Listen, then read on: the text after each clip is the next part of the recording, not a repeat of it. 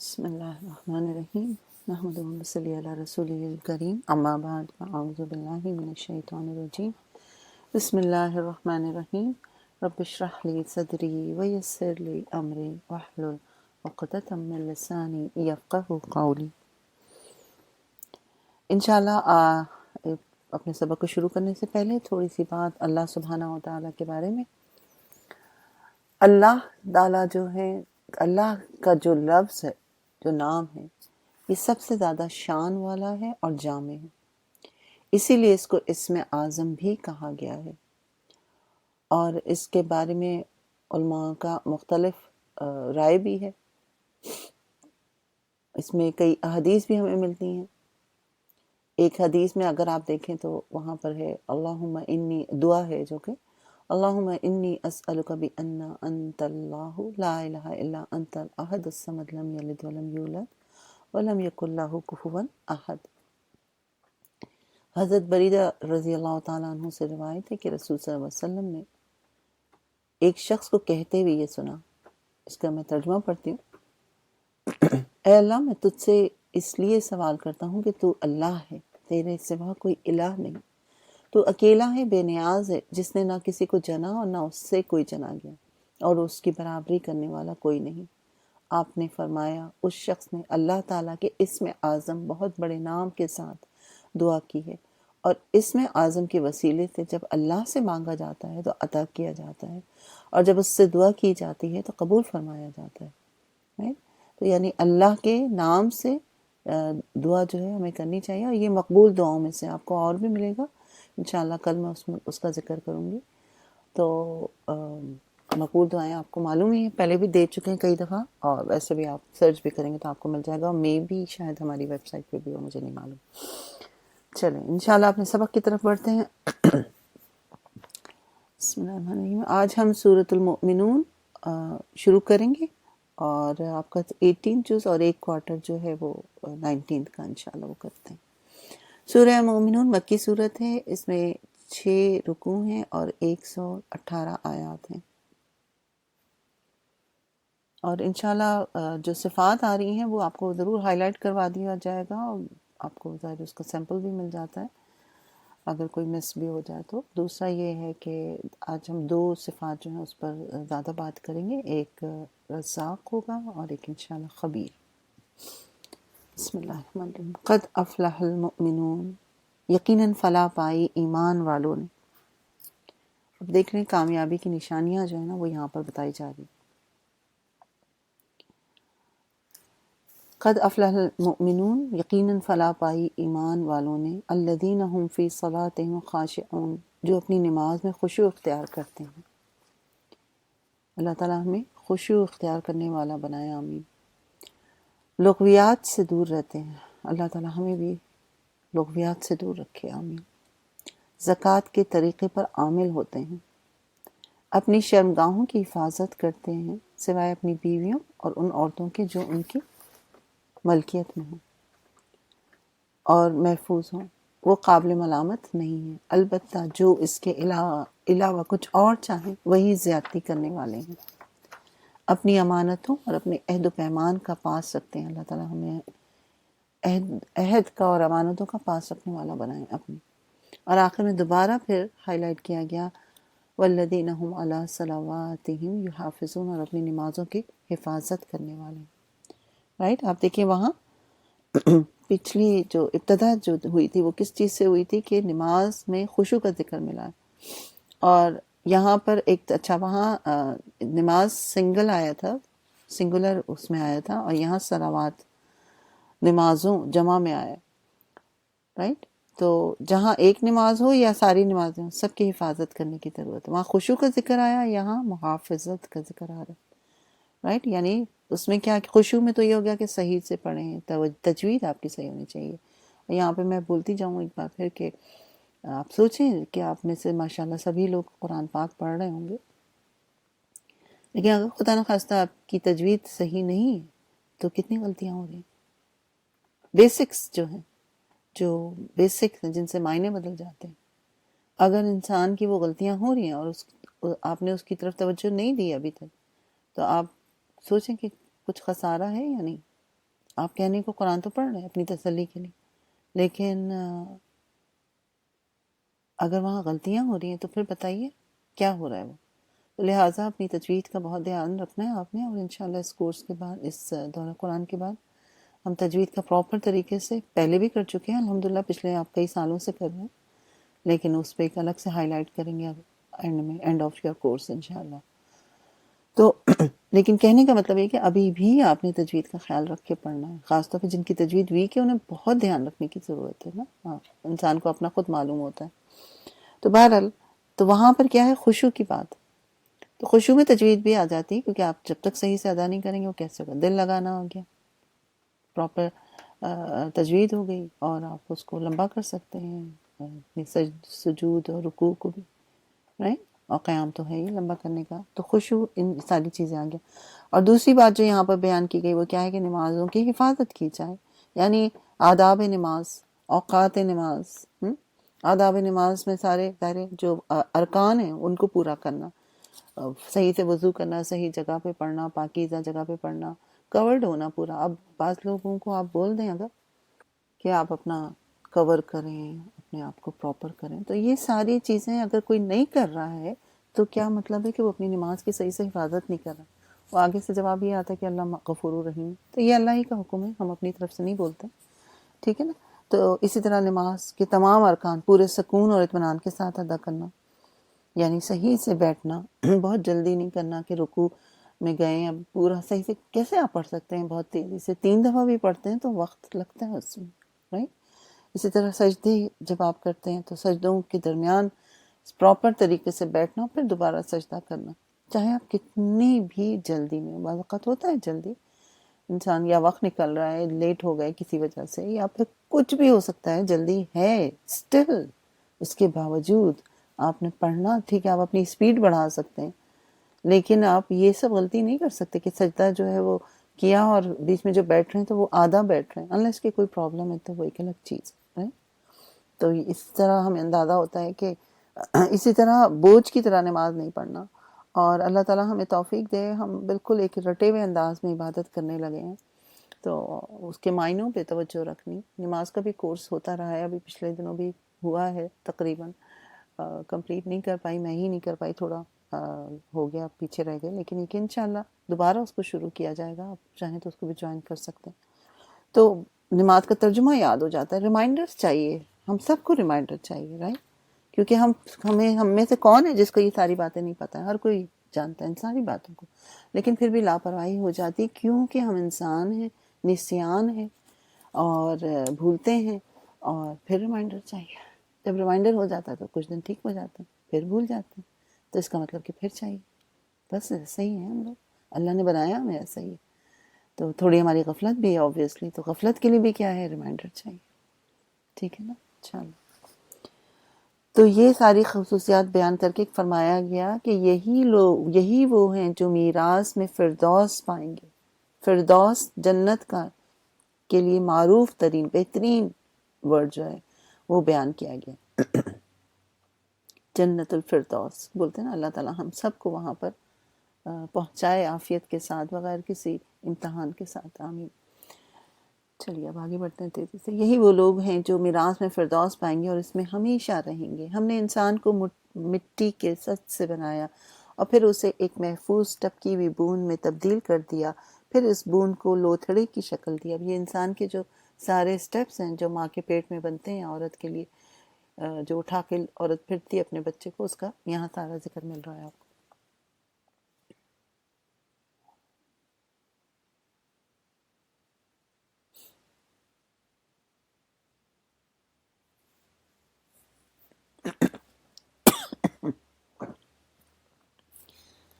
یہ تھوڑا میرا گلا خراب ہوا ہے، تو ہو سکتا ہے میں ذرا دیر کے لیے خاموش ہوں تو آپ لوگ پریشان نہیں ہوئیے، تاکہ وہ کھانسی کنٹرول میں رہے.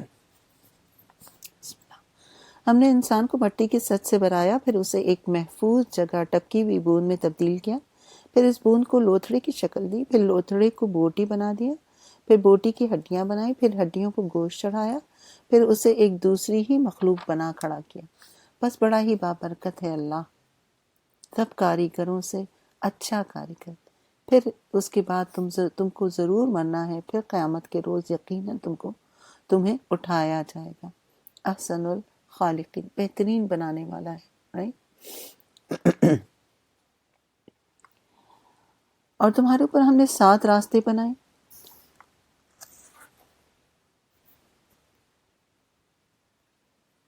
اور ہم نے تمہارے اوپر 7 راستے بنائے۔ تخلیق کے کام سے ہم کچھ نابل نہ تھے، اور آسمان سے ہم نے ٹھیک حساب کے مطابق ایک خاص مقدار میں پانی اتارا اور اس کو زمین میں ٹھہرایا۔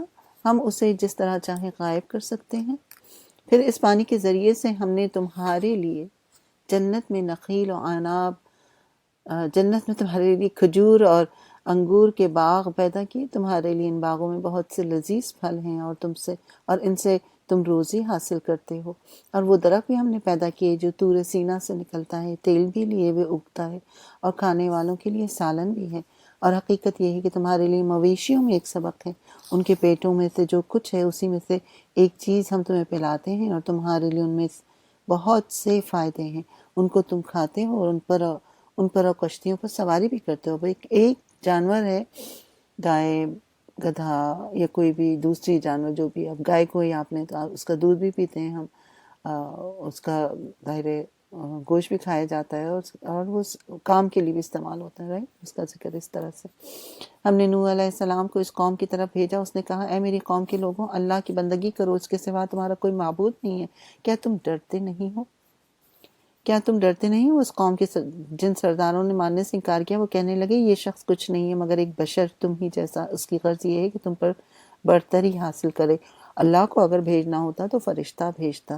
یہ بات ہم نے کبھی اپنے باپ دادا کے وقتوں میں سنی ہی نہیں کہ بشر رسول بن کر آئے۔ کچھ نہیں، بس اس آدمی کا ذرا جنون لاحق ہو گیا ہے۔ کچھ مدت اور دیکھ لو، شاید افاقہ ہو جائے۔ نوح علیہ السلام نے کہا، پروردگار، ان لوگوں نے میری تکذیب کی ہے، اس پر اب تو ہی میری نصرت فرما۔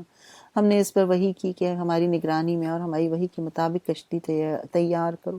پھر جب ہمارا حکم آ جائے اور تنور ابل پڑے تو ہر قسم کے جانوروں میں سے ایک ایک جوڑے لے کر اس میں سوار ہو جاؤ، اور اپنے اہل و عیال کو بھی ساتھ لے لو، سوائے ان کے جن کے خلاف پہلے فیصلہ ہو چکا ہے، اور ظالموں کے معاملے میں مجھ سے کچھ نہ کہنا، اور اب غرق ہونے والے ہیں۔ پھر جب تو اپنے ساتھیوں سمیت کشتی پر سوار ہو جائے تو کہہ، شکر ہے اس اللہ کا جس نے ہمیں ظالموں سے نجات دی، اور کہیں پروردگار مجھ کو برکت والی جگہ اتار، اور تو بہترین جگہ اتارنے والا ہے۔ ربی انزلنی منزلا مبارکا وانت خیر المنزلین، رائٹ؟ یہ دعا جو ہے نوح علیہ السلام نے پڑھی، اور اللہ تعالیٰ نے ان کے لیے ان کو اور ان کے فالوورز کو جو ہے بہترین طریقے سے بچایا، اور پورا آپ پیچھے واقعہ اس کا پڑھ چکے ہیں کہ کس طرح سے وہ وہاں سے نکلے تھے۔ اور یہ دعا بڑی خوبصورت دعا ہے۔ اس دعا کو آپ اپنی روٹین میں بھی حصہ بنائیے، جب بھی کہیں جائیں، جیسے ہی گاڑی سے اپنی سواری سے اترنے لگے یا پہنچ رہے ہوں اس جگہ پر، پیدل بھی جا رہے ہیں، تو یہ دعا پڑھ لیا کریں، انشاءاللہ خیر ہی خیر رہے گی انشاءاللہ۔ اس قصے میں بڑی نشانیاں ہیں، اور آزمائش تو ہم کر کے ہی رہتے ہیں۔ تو یہ بھی ذہن میں رہے کہ یہاں یہ بات پکی اور یقینی کہ ہم میں سے ہر کوئی آزمائش میں، ایک تو قصہ جو ہے اس کے اکارڈنگ بھی رہے، اور ہم سب اگر کسی بھی مشکل یا تکلیف میں ہیں تو ذہن میں رہے کہ ہم سب جو ہے آزمائش میں ہیں، ٹھیک ہے؟ اس کو سب جو ہے ذہن میں رکھیں کہ کوئی بھی تکلیف، کوئی بھی پریشانی، کوئی بھی فکر اگر آپ کے ساتھ چل رہی ہے تو اس کا مطلب ہے کہ ٹیسٹ ہے، اور ٹیسٹ ہے تو اس کو پاس کرنا ہے انشاءاللہ۔ انشاءاللہ۔ اس کے بعد ہم نے ایک دوسرے دور کی قوم اٹھائی، پھر خود انہی کی قوم کا ایک رسول بھیجا جس نے انہیں دعوت دی کہ اللہ کی بندگی کرو، تمہارے لیے اس کے سوا کوئی اور معبود نہیں، کیا تم ڈرتے نہیں؟ اس کی قوم کے جن سرداروں نے ماننے سے انکار کیا اور آخرت کی پیشی کو جھٹلایا جس کو ہم نے دنیا کی زندگی میں آسودہ کر رکھا تھا، وہ کہنے لگے، یہ شخص کچھ نہیں ہے مگر ایک بشر تم ہی جیسا۔ جو کچھ تم کھاتے ہو وہی یہ کھاتا ہے، جو کچھ تم پیتے ہو وہی یہ پیتا ہے۔ اب اگر تم نے اپنی ہی جیسے ایک بشر کی اطاعت قبول کر لی تو تم گھاٹے میں رہو گے۔ یہ تمہیں اطلاع دیتا ہے کہ جب تم مر کر مٹی ہو جاؤ گے، ہڈیوں کا پنچر بن کر رہ جاؤ گے، اس وقت تم قبروں سے نکالے جاؤ گے۔ بعید، بلکہ بعید ہے، ممکن نہیں ہے وہ بعید، بلکہ بعید ہے یہ وعدہ جو تم سے کیا جا رہا ہے۔ زندگی کچھ نہیں ہے مگر بس یہی دنیا کی زندگی، یہی ہم کو مرنا اور جینا ہے، اور ہم ہرگز اٹھائے جانے والے نہیں ہیں۔ یہ شخص اللہ کے نام پر محض جھوٹ گھڑ رہا ہے اور ہم کبھی اس کے ماننے والے نہیں۔ رسول نے کہا، پروردگار، ان لوگوں نے جو میری تکذیب کی، اس پر اب تو ہی میری نصرت فرما۔ جواب میں ارشاد ہوا، قریب ہے وہ وقت جب یہ اپنے کیے پر پچھتائیں گے۔ آخرکار ٹھیک ٹھیک حق کے مطابق ایک ہنگامہ عظیم نے ان کو آ لیا اور ہم نے ان کو کچرا بنا کر پھینک دیا۔ دور ہو ظالم لوگ۔ پھر ہم نے ان کے بعد دوسری قومیں اٹھائیں، کوئی قوم نہ اپنے وقت سے پہلے ختم ہوئی نہ اس کے بعد ٹھہر سکی۔ پھر ہم نے پے در پے اپنے رسول بھیجے، جس قوم کے پاس بھی اس کا رسول آیا اس نے اسے جھٹلایا، اور ہم ایک کے بعد ایک قوم کو ہلاک کرتے چلے گئے، حتیٰ کہ ان کو بس افسانہ ہی بنا کر چھوڑا۔ پھٹکار ان لوگوں پر جو ایمان نہیں لاتے۔ پھر ہم نے موسیٰ اور اس کے بھائی ہارون کو اپنی نشانیوں اور کھلی صنعت کے ساتھ فرعون اور اس کی سلطنت، اس کے عوام کے ساتھ بھیجا، مگر آیان سلطنت کے ساتھ بھیجا، مگر انہوں نے تکبر کیا اور بڑی دون کی لی۔ کہنے لگے، کیا ہم اپنے ہی جیسے دو آدمیوں پر ایمان لے آئے، اور آدمی بھی وہ جن کی قوم ہماری بندی ہے، یعنی غلام قوم ہے۔ بس انہوں نے دونوں کو جھٹلایا اور ہلاک ہونے والوں میں جا ملے۔ اور موسیٰ کو ہم نے کتاب عطا فرمائی تاکہ لوگ اس سے رہنمائی حاصل کریں، اور ابن مریم اور اس کی ماں کو ہم نے ایک نشان بنایا اور ان کی ایک سطح مرتفع پر رکھا جو اطمینان کی جگہ تھی، اور چشمے اس میں جاری رکھے۔ اے پیغمبر، کھاؤ پاک چیزیں اور عمل کرو صالح، تم جو بھی کرتے ہو میں اس کو خوب جانتا ہوں۔ جو عمل صالح جو بھی تم کرتے ہو میں اس کو خوب جانتا ہوں۔ یہ تمہاری امت ایک ہی امت ہے، اور میں تمہارا رب ہوں، پس مجھے سے ڈرو۔ مگر بعد میں لوگوں نے اپنے دین کو آپس میں ٹکڑے ٹکڑے کر دیا، ہر گروہ کے پاس جو کچھ ہے اسی میں وہ مگن ہے۔ اچھا تو چھوڑو انہیں، ڈوبے رہنے دو اپنی غفلت میں ایک خاص وقت تک۔ کیا یہ سمجھتے ہیں کہ ہم جو انہیں مال اولاد سے مدد دیے جا رہے ہیں گویا انہیں بھلائیاں دینے میں سرگرم ہے؟ نہیں، اصل معاملے کا انہیں شعور نہیں۔ بھلائیوں کی طرف دوڑنے والے، سبقت کر کے پا لینے والے تو در حقیقت وہ لوگ ہیں جو اپنے رب کے خوف سے ڈرتے رہتے ہیں، رائٹ، یعنی اللہ سے ڈرتے رہتے ہیں، جو اپنے رب کی آیات پر ایمان لاتے ہیں، جو اپنے رب کے ساتھ کسی کو شریک نہیں کرتے، جن کا حال یہ ہے کہ کہہ دیتے ہیں جو کچھ بھی دیتے ہیں، اور دل ان کے اس خیال سے کانپ اٹھتے ہیں کہ ہمیں اپنے رب کی طرف پلٹنا ہے۔ وہی بھلائیوں کی طرف دوڑنے والے اور سبقت کر کے اپنے پا لینے والے ہیں، رائٹ، یعنی جو نیکیوں میں دوڑ لگاتا ہے اور جو اس کے اندر یہ کام کون کر سکتا ہے؟ یہ وہی کر سکتا ہے جس کے اندر تقویٰ ہو، رائٹ۔ تقویٰ ہوگا تو انسان سیدھا رہتا ہے۔ ہم کسی شخص کو اس کی مقدرت سے زیادہ کی تکلیف نہیں دیتے، یعنی اس کی قدرت سے زیادہ تکلیف نہیں دیتے، جتنا وہ اٹھا سکتا ہے اللہ تعالیٰ اتنا ہی دے سکتے ہیں۔ یہ بھی ایک ذرا سوچنا مشکل لگتا ہے بعض اوقات جب انسان مشکل میں ہوتا ہے اور سوچتا ہے کہ بھئی یہ تو that's too much for me، لیکن پھر وہی بات ہے کہ اللہ کو ہمارا زیادہ پتہ ہے، اور اللہ ہی تعالیٰ ہر جس پر جو بھی مشکل ڈالتا ہے اس کی بساط کے مطابق ہی ڈالتا ہے، اس سے زیادہ نہیں ڈالتا۔ اور بیسیکلی وہ شاید مشکلیں ڈالنے کا مقصد یہی ہوتا ہے کہ انسان اپنے آپ کو سیدھا کرے اور اس میں صبر و شکر اور کر کے اپنے لیے نیکیوں میں اضافہ فرمائے، رائٹ۔ تو اس میں انسان کا دیکھا جائے تو اپنا ہی بھلا ہے، کیونکہ پھر وہی بات کہ یہ زندگی تو چند دن کی زندگی ہے، آخر میں تو ختم ہی ہو جانا ہے۔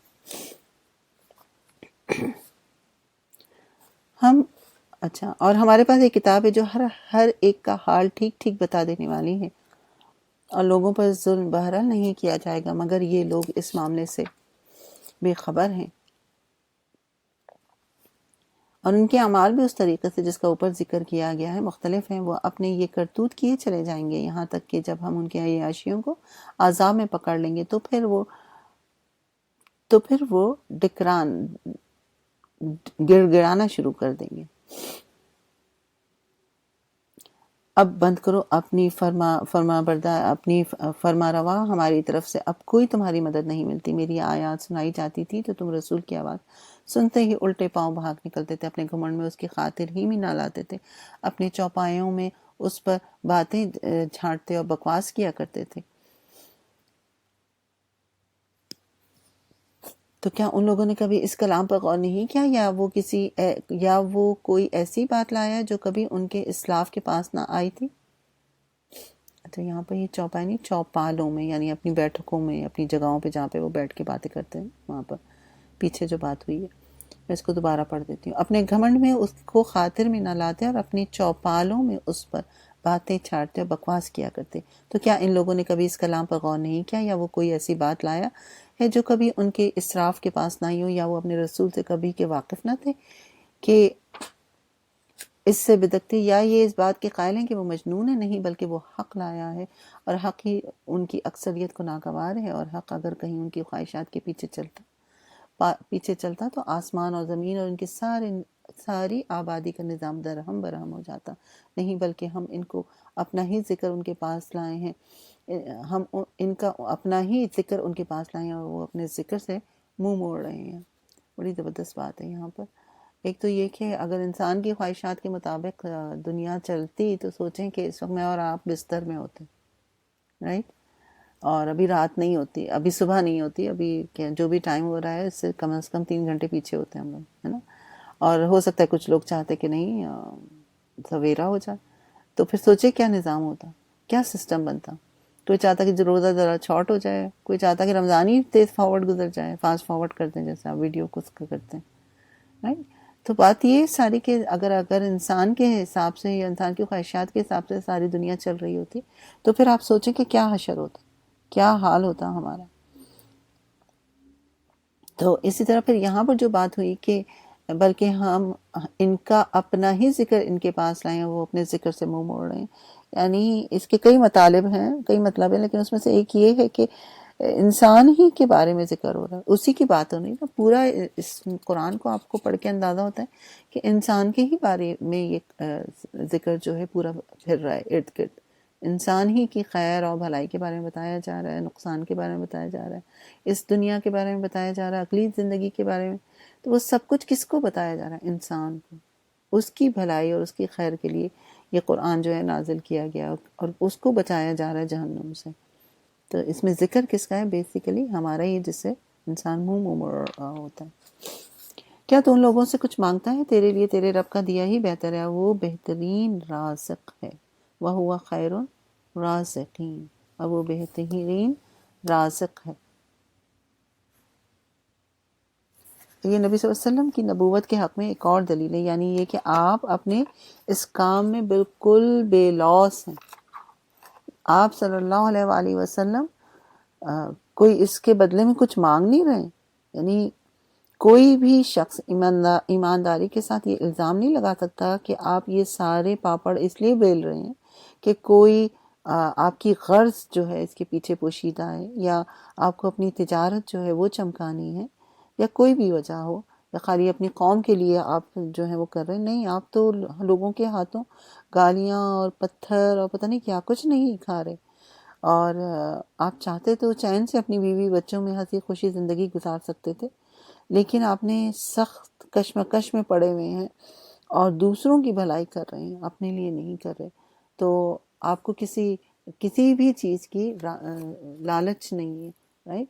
تو یہاں پر جو ہے اللہ سبحانہ و تعالیٰ کی ایک صفت آئی ہے، اور وہ ہے الرزاق۔ اس پہ ہم تھوڑی سی بات کریں گے۔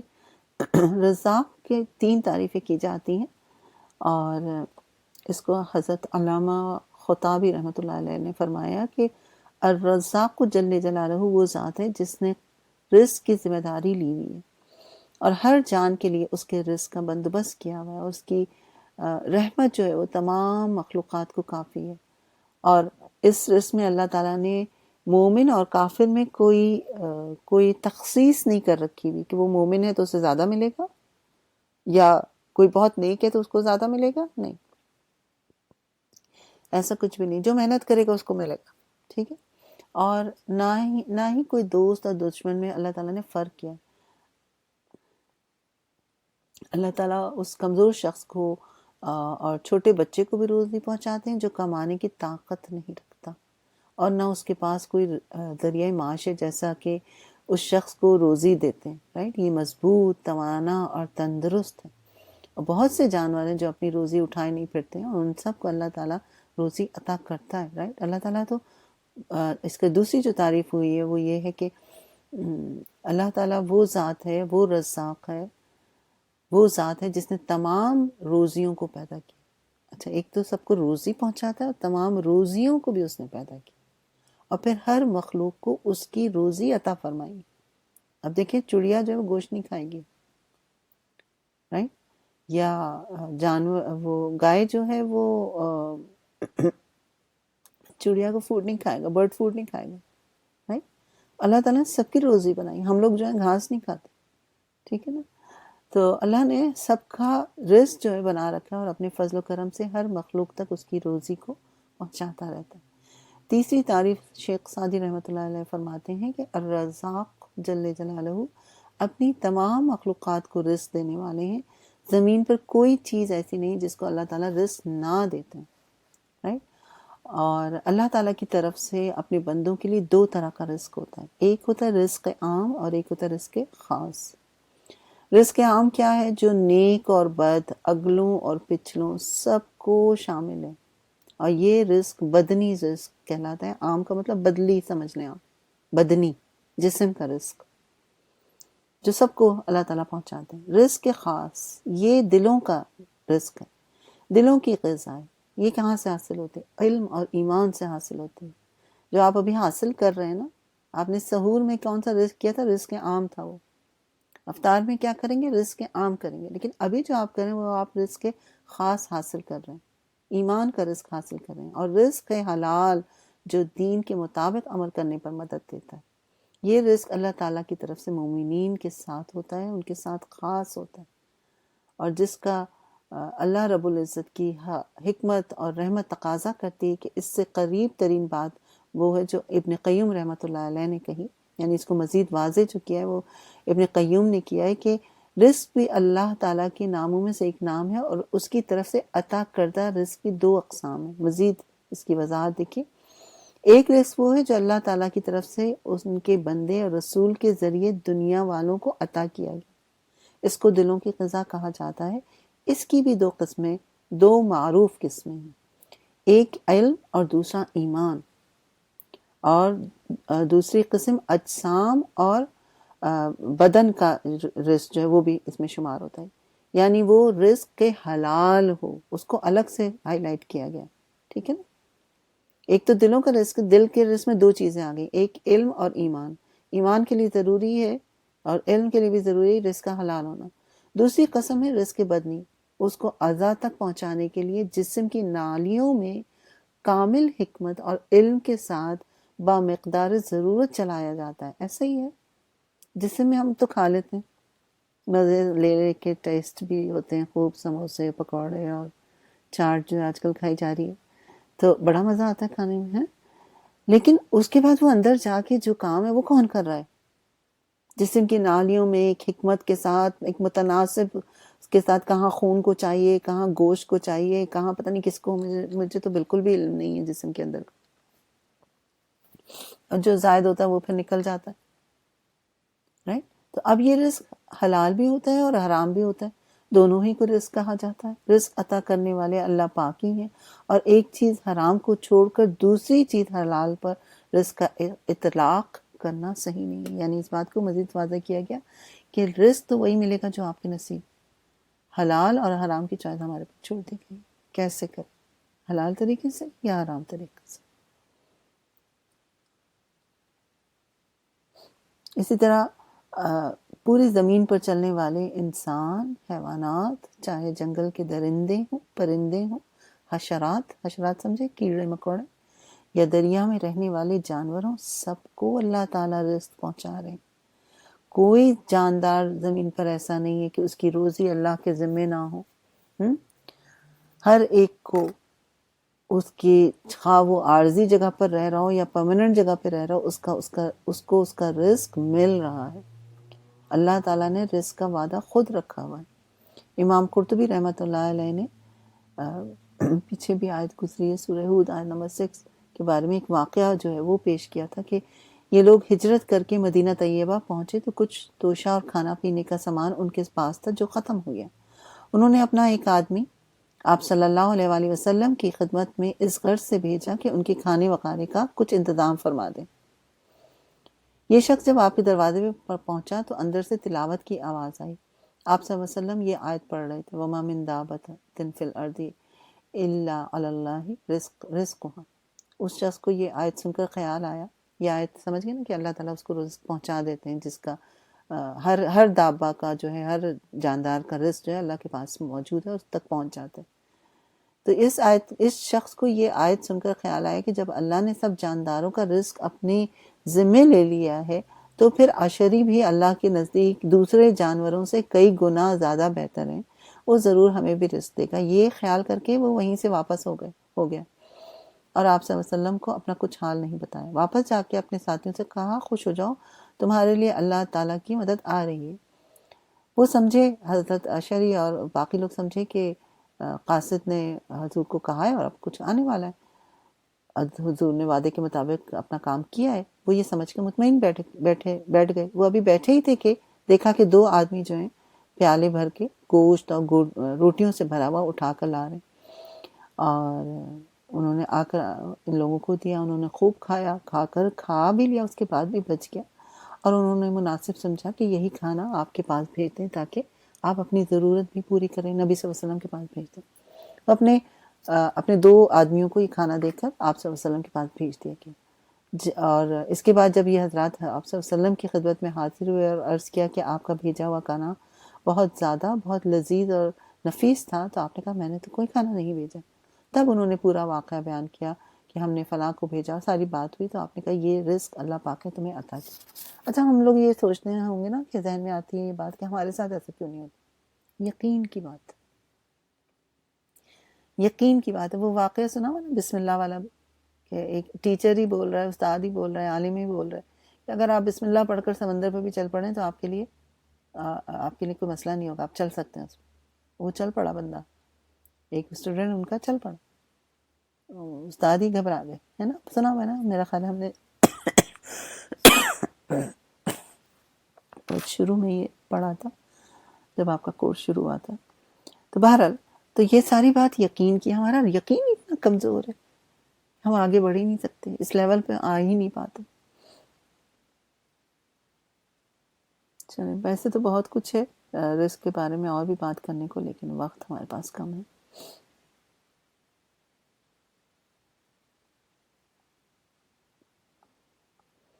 چلیں آگے بڑھتے ہیں انشاءاللہ۔ بسم اللہ الرحمن الرحیم۔ اور وہ بہترین رازق ہے، تو ان کو سیدھے راستے کی طرف بلا رہا ہے، مگر جو لوگ آخرت کو نہیں مانتے وہ راہ راست سے ہٹ کر چلنا چاہتے ہیں۔ وہ اللہ ہی تو ہے جس نے تمہیں سننے اور دیکھنے کی قوتیں دی اور سوچنے کو دل دیا، مگر تم لوگ کم ہی شکر ادا کرتے ہو۔ وہی ہے جس نے تمہیں زمین میں پھیلایا، اسی کی طرف تم سمیٹے جاؤ گے۔ وہی زندگی بخشتا ہے، وہی موت دیتا ہے۔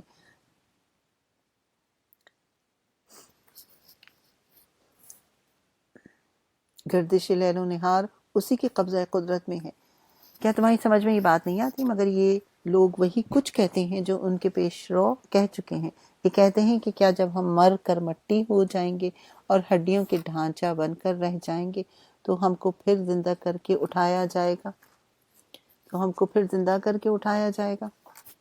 ہم نے بھی یہ وعدے بہت سنے ہیں اور ہم سے پہلے ہمارے باپ دادا بھی سنتے رہے ہیں۔ یہ محض افسانے ہیں۔ ان سے کہو، بتاؤ اگر تم جانتے ہو کہ یہ زمین اور اس کی ساری آبادی کس کی ہے؟ یہ ضرور کہیں گے اللہ کی۔ کہو پھر تم ہوش میں کیوں نہیں آتے ہو؟ ان سے پوچھو ساتوں آسمان اور عرش عظیم کا مالک کون ہے؟ یہ ضرور کہیں گے اللہ۔ کہو پھر تم ڈرتے کیوں نہیں؟ ان سے کہو، بتاؤ اگر تم جانتے ہو کہ ہر چیز پر اقتدار کس کا ہے اور کون ہے جو پناہ دیتا ہے اور اس کے مقابلے میں کوئی پناہ نہیں دے سکتا؟ یہ ضرور کہیں گے کہ یہ بات تو اللہ ہی کے لیے۔ کہو پھر کہاں سے تم کو دھوکہ لگتا ہے؟ واقعی بڑی خوبصورت بات ہے نا، کیونکہ اللہ کو تو مانتے سبھی ہیں نا، لیکن آگے پھر جا کے گڑبڑ کرنے لگتا ہے۔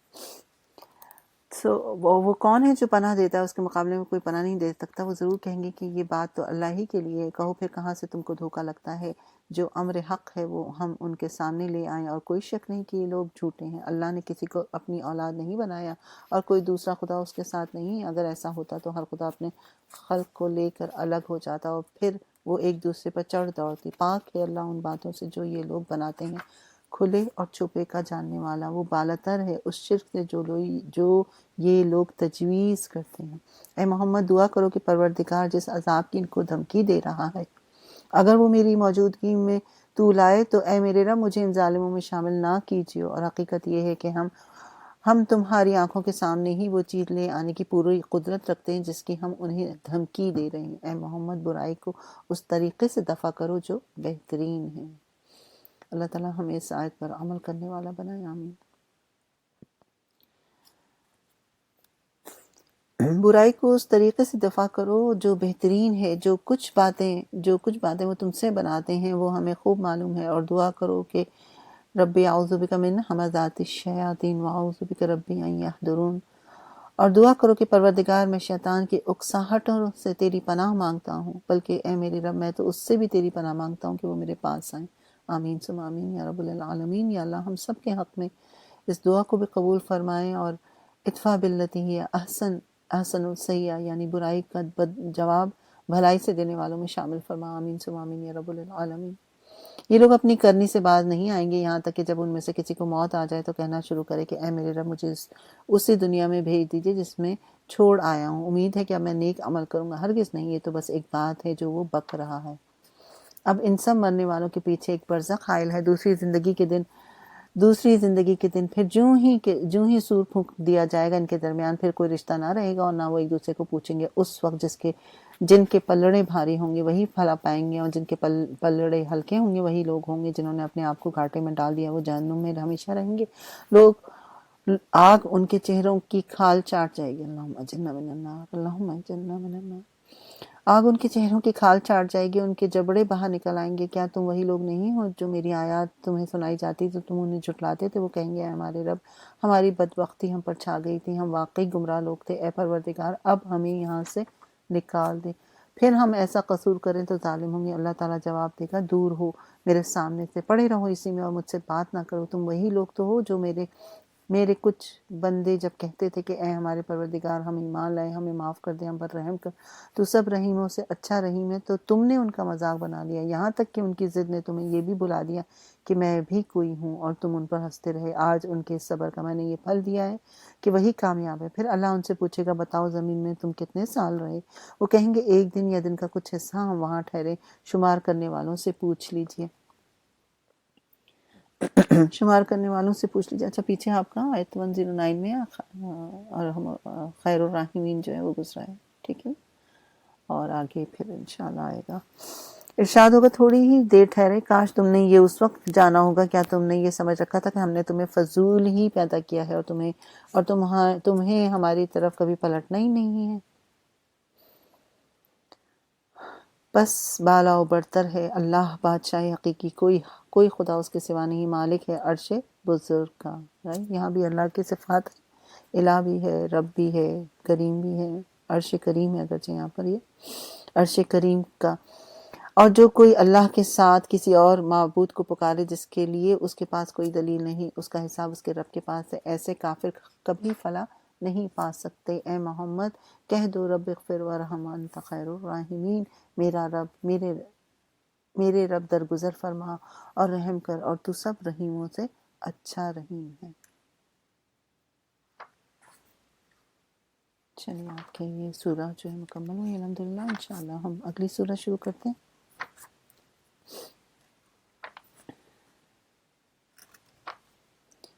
سورہ نور۔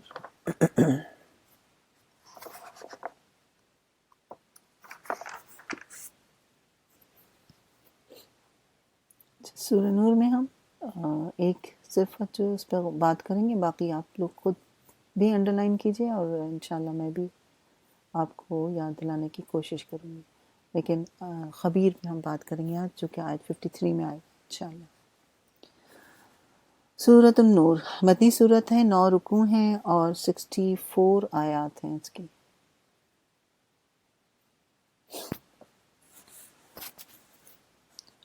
سورۃ انزلناها وفرضناها وانزلنا فیها آیات بینات لعلکم تذکرون۔ ایک صورت ہے جس کو ہم نے نازل کیا اور اسے ہم نے فرض کیا ہے، اور اس میں ہم نے صاف صاف ہدایات نازل کی ہیں شاید کہ تم سبق لو۔ زانیہ عورت اور زانی مرد دونوں میں سے ہر ایک کو 100 کوڑے مارو، اور ان پر ترس کھانے کا جذبہ اللہ کے دین کے معاملے میں تم کو دامن گیر نہ کرے۔ رائٹ، یعنی 100 کوڑے سن کے انسان لرز جاتا ہے، رائٹ، لیکن اللہ تعالیٰ کہہ رہے ہیں ترس نہیں کھانا، تاکہ اس گھناؤنی حرکت کو جو ہے ختم کیا جا سکے، رائٹ، استغفر اللہ۔ اور ہم سب ایک ایسے دور میں رہ رہے ہیں کہ اٹس سو کامن، رائٹ، اور بس اللہ تعالیٰ فتنوں سے بچا کے رکھے سب کو، آمین۔ اور ان پر ترس کھانے کا جذبہ اللہ کے دین کے معاملے میں تم کو دامن گیر نہ ہو، اگر تم اللہ تعالیٰ اور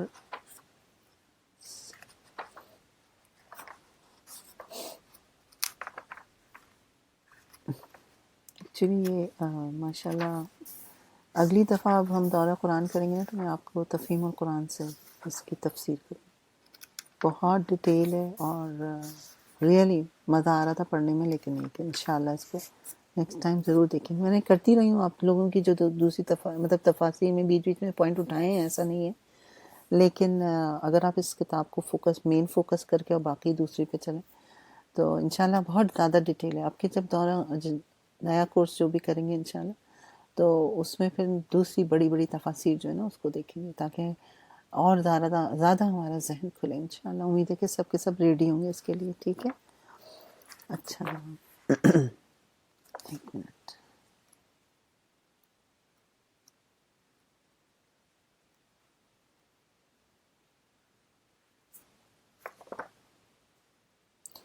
اوکے، بسم اللہ الرحمن الرحیم۔ اور ان پر ترس کھانے کا کھانے کا جذبہ اللہ کے دین کے معاملے میں تم کو دامن گیر نہ ہو، اگر تم اللہ اور روز آخرت پر ایمان رکھتے ہو، اور ان کو سزا دیتے وقت اہل ایمان کا ایک گروہ موجود رہے تاکہ لوگ جو ہیں عبرت پکڑیں، رائٹ۔ زانی نکاح نہ کرے مگر زانی کے ساتھ یا مشرک کے ساتھ، اور زانیہ کے ساتھ نکاح نہ کرے مگر زانی یا مشرک، اور یہ حرام کر دیا گیا ہے اہل ایمان پر۔ اور جو لوگ پاک دامن عورتوں پر تہمت لگائیں پھر چار گواہ لے کر نہ آئیں، ان کو 80 کوڑے مارو اور ان کی شہادت کبھی نہ قبول کرو، اور وہ خود ہی فاسق ہیں، سوائے ان لوگوں کے جو اس حرکت کے بعد تائب ہو جائیں اور اصلاح کریں کہ اللہ ضرور ان کے حق میں غفور و رحیم ہے۔ یہ دو صفات جو ہیں آپ کو آیت نمبر 5 میں مل رہی ہیں۔ سورہ نور ویسے بھی آپ کو پتہ ہے کہ کہا جاتا ہے کہ ضرور عورتوں کو پڑھنی چاہیے، صحیح ہے نا؟ تو اگر آپ میں سننے والا کوئی ایسا ہے جس نے ابھی تفسیر وغیرہ نہیں پڑھی ہے، سنی ہے یا پڑھی ہے، تو سورہ نور کی تفسیر کے لیے وقت ضرور نکالیں۔ اور جو لوگ اپنی بیویوں پر الزام لگائیں ان کے پاس خود ان کے اپنے سوا دوسرے کوئی گواہ نہ ہوں، تو ان میں سے ایک شخص کی شہادت یہ ہے کہ وہ 4 مرتبہ اللہ کی قسم کھا کر گواہی دے کہ وہ اپنے الزام میں سچا ہے۔ یہاں پر ایک پیچھے واقعہ ہے مختصر، یہ کہ ایک شخص نے اپنی بیوی کو کسی کے ساتھ کوئی حرکت کرتے ہوئے دیکھا، یا تو اس کے لیے کہا جا رہا ہے کہ گواہ چاہیے، ٹھیک ہے نا، کیونکہ بڑی سخت سزا ہے اس بات کی۔ تو فرمایا گیا کہ 4 مرتبہ اللہ کی قسم کھا کر گواہی دے کہ وہ اپنے الزام میں سچا ہے، اور 5ویں بار کہے کہ اس پر اللہ کی لعنت ہو اگر وہ اپنے الزام میں جھوٹا ہو۔ اور عورت یعنی اس کی بیوی، اور عورت سے سزا اس طرح ٹل سکتی ہے کہ وہ 4 مرتبہ قسم کھا کر شہادت دے کہ یہ شخص اپنے الزام میں جھوٹا ہے، اور 5ویں مرتبہ کہے کہ اس بندی پر اللہ کا غضب ٹوٹے اگر وہ اپنے الزام میں سچا ہو۔ تم لوگوں پر اللہ کا فضل اور اس کا رحم نہ ہوتا اگر یہ بات نہ ہوتی کہ اللہ بڑا التفا فرمانے والا اور حکیم ہے، تواب الرحیم، یعنی کہ توبہ، التفا میں توبہ قبول کرنے والا اور حکیم ہے۔ تو یہاں پہ 2 صفات اور آئی ہیں آپ کی، ٹھیک ہے۔ تو بیویوں پر الزام لگانے کا معاملہ تمہیں بڑی پیچیدگی میں ڈال دیتا ہے، اور یہ ایک بہت بڑی بات ہے کہ کوئی اپنی بیوی کے بارے میں اس طرح کی کوئی بات کرے گا۔ جو لوگ یہ بہتان گھڑ لائیں وہ تمہارے ہی اندر کا ایک ٹولہ ہے، اشارہ ہے یہاں پر اس الزام کی طرف جو حضرت عائشہ پر لگایا گیا تھا، ٹھیک ہے، اور اس کو واقع افک کے لفظ سے تعبیر کیا گیا ہے، اور اللہ تعالیٰ نے خود اس کو کیا ہے، اللہ تعالیٰ کی طرف سے اس الزام کی مکمل تردید کی گئی۔ افک کا مطلب ہوتا ہے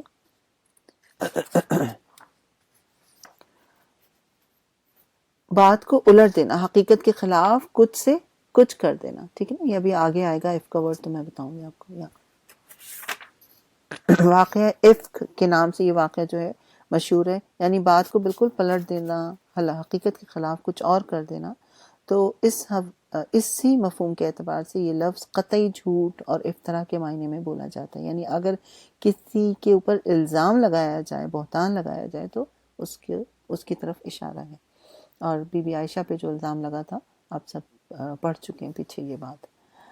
جو لوگ یہ بہتان گھڑ لائے وہ تمہارے اندر کا ایک ٹولہ ہے، اس واقعے کو حق میں شر نہ سمجھو، بلکہ یہ تمہارے لیے خیر ہی ہے۔ اس میں جتنا حصہ لیا جس نے اس میں جتنا حصہ لیا اس نے اتنا ہی گناہ سمیٹا، اور جس شخص نے اس کی ذمہ داری کا بڑا حصہ اپنے سر لیا اس کے لیے تو عذاب عظیم ہے، رائٹ۔ یعنی اللہ تعالیٰ نے یہاں یہ فرمایا کہ تم نے یہ کیوں نہیں کہا کہ ایسا نہیں ہو سکتا، ٹھیک ہے نا، فوراً اس کو ڈینائی کرنا چاہیے تھا۔ اور ہمیں بھی ایک بات کا ضرور یقین رکھنا چاہیے کہ کبھی کسی کے بارے میں کوئی بات ہو تو ایک عرصے تک آپ کا کسی کا تعلق کسی سے رہتا ہے، تو آپ کے اور کسی وجہ سے آپ کی پھر دوستی خراب ہو گئی ہو یا کم ہو گئی ہو، کوئی بھی ہو سکتا ہے، لیکن انسان کو پتہ ہوتا ہے کہ فلانا بندہ کس حد تک کوئی برائی کر سکتا ہے نا، تو کبھی کوئی بات سننے کو ملے تو انسان فوراً کہے کہ یہ نہیں ہو سکتا، ٹھیک ہے نا، یہ کسی مومن عورت پر تہمت لگائی جائے، کبھی بھی آگے بڑھ کے اس میں دلچسپیاں نہ لیں، کیونکہ بڑی پھر سخت پکڑ ہے اس میں۔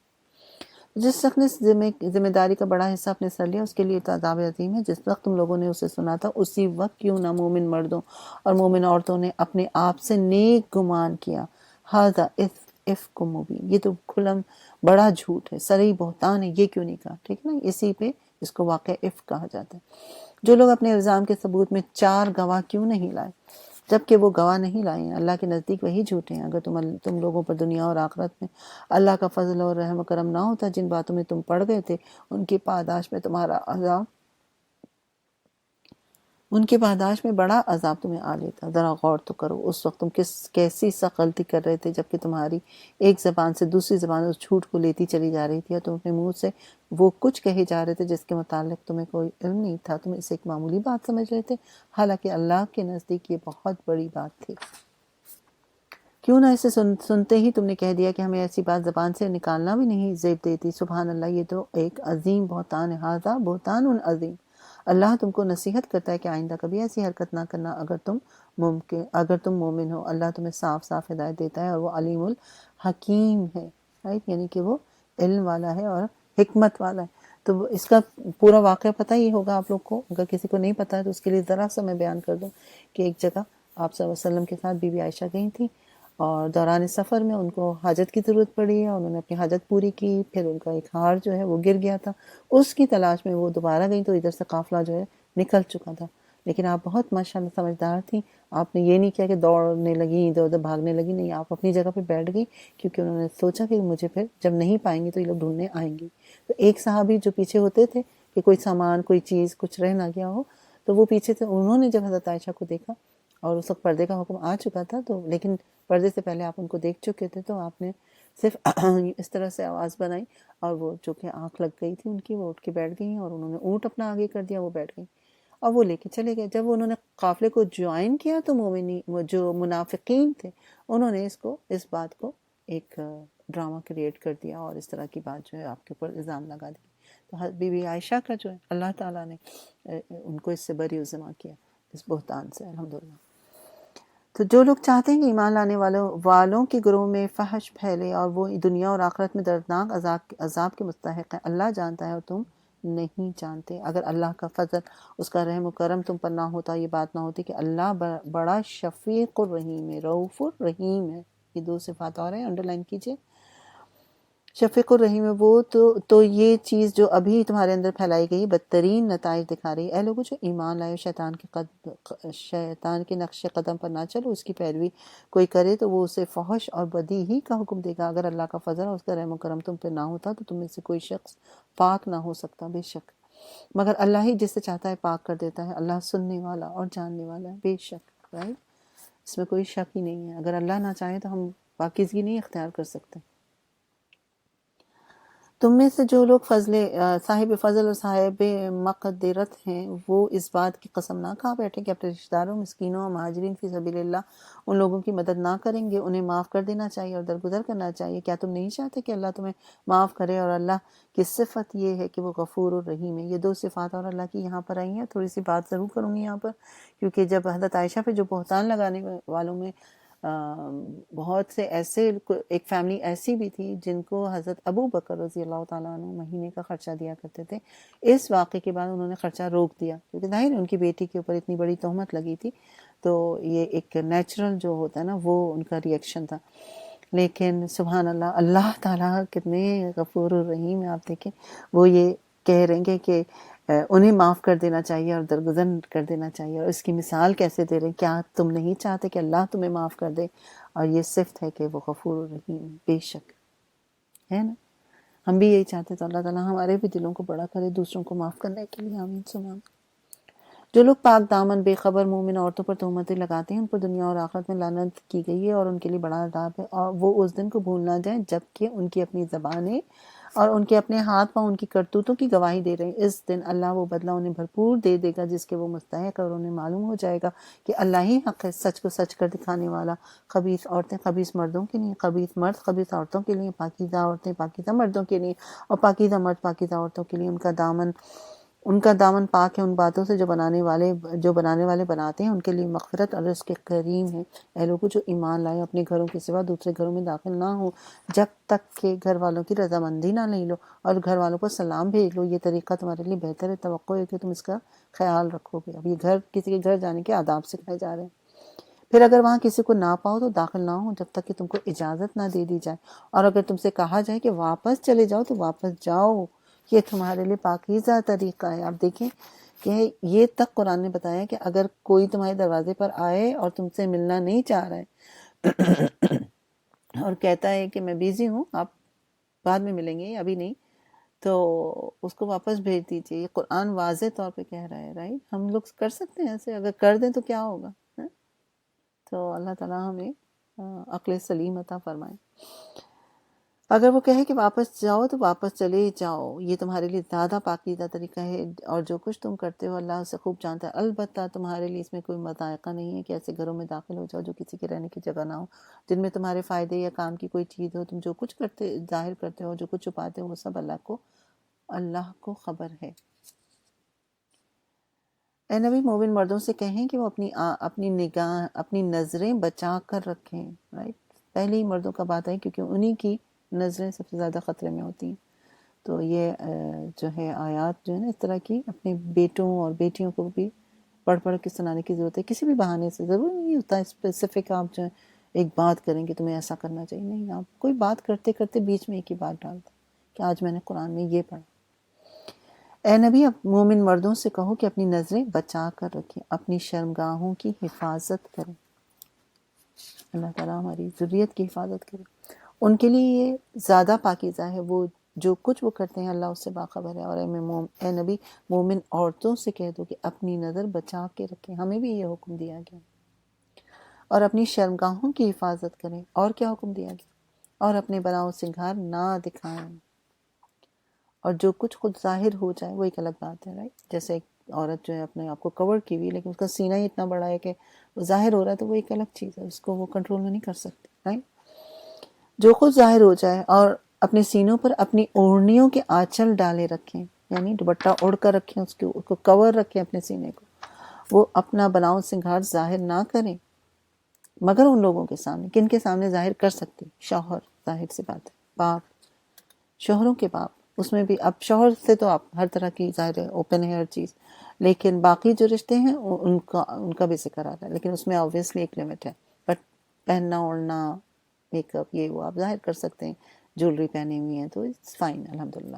شوہر باپ شوہروں کے باپ اپنے بیٹے، شوہروں کے بیٹے، بھائی بھائیوں کے بیٹے، بہنوں کے بیٹے، اپنے میل جول کی عورتیں، اپنے مملوک، اور وہ زیر مرد جو کسی اور قسم کی غرض نہ رکھتے ہوں، یعنی بہت بوڑھے ہو چکے ہوں، یا جو جیسے کوئی کسی کے اندر کوئی مینٹلی پرابلم ہے یا کچھ اس طرح کی بھی چیزیں ہوتی ہیں نا، اس طرح کوئی ہینڈی کیپ ہے، یعنی اس طرح کا کوئی ہینڈی کیپ. اور وہ بچے جو عورتوں کی پوشیدہ باتوں سے بھی ابھی واقف نہیں ہیں، رائٹ.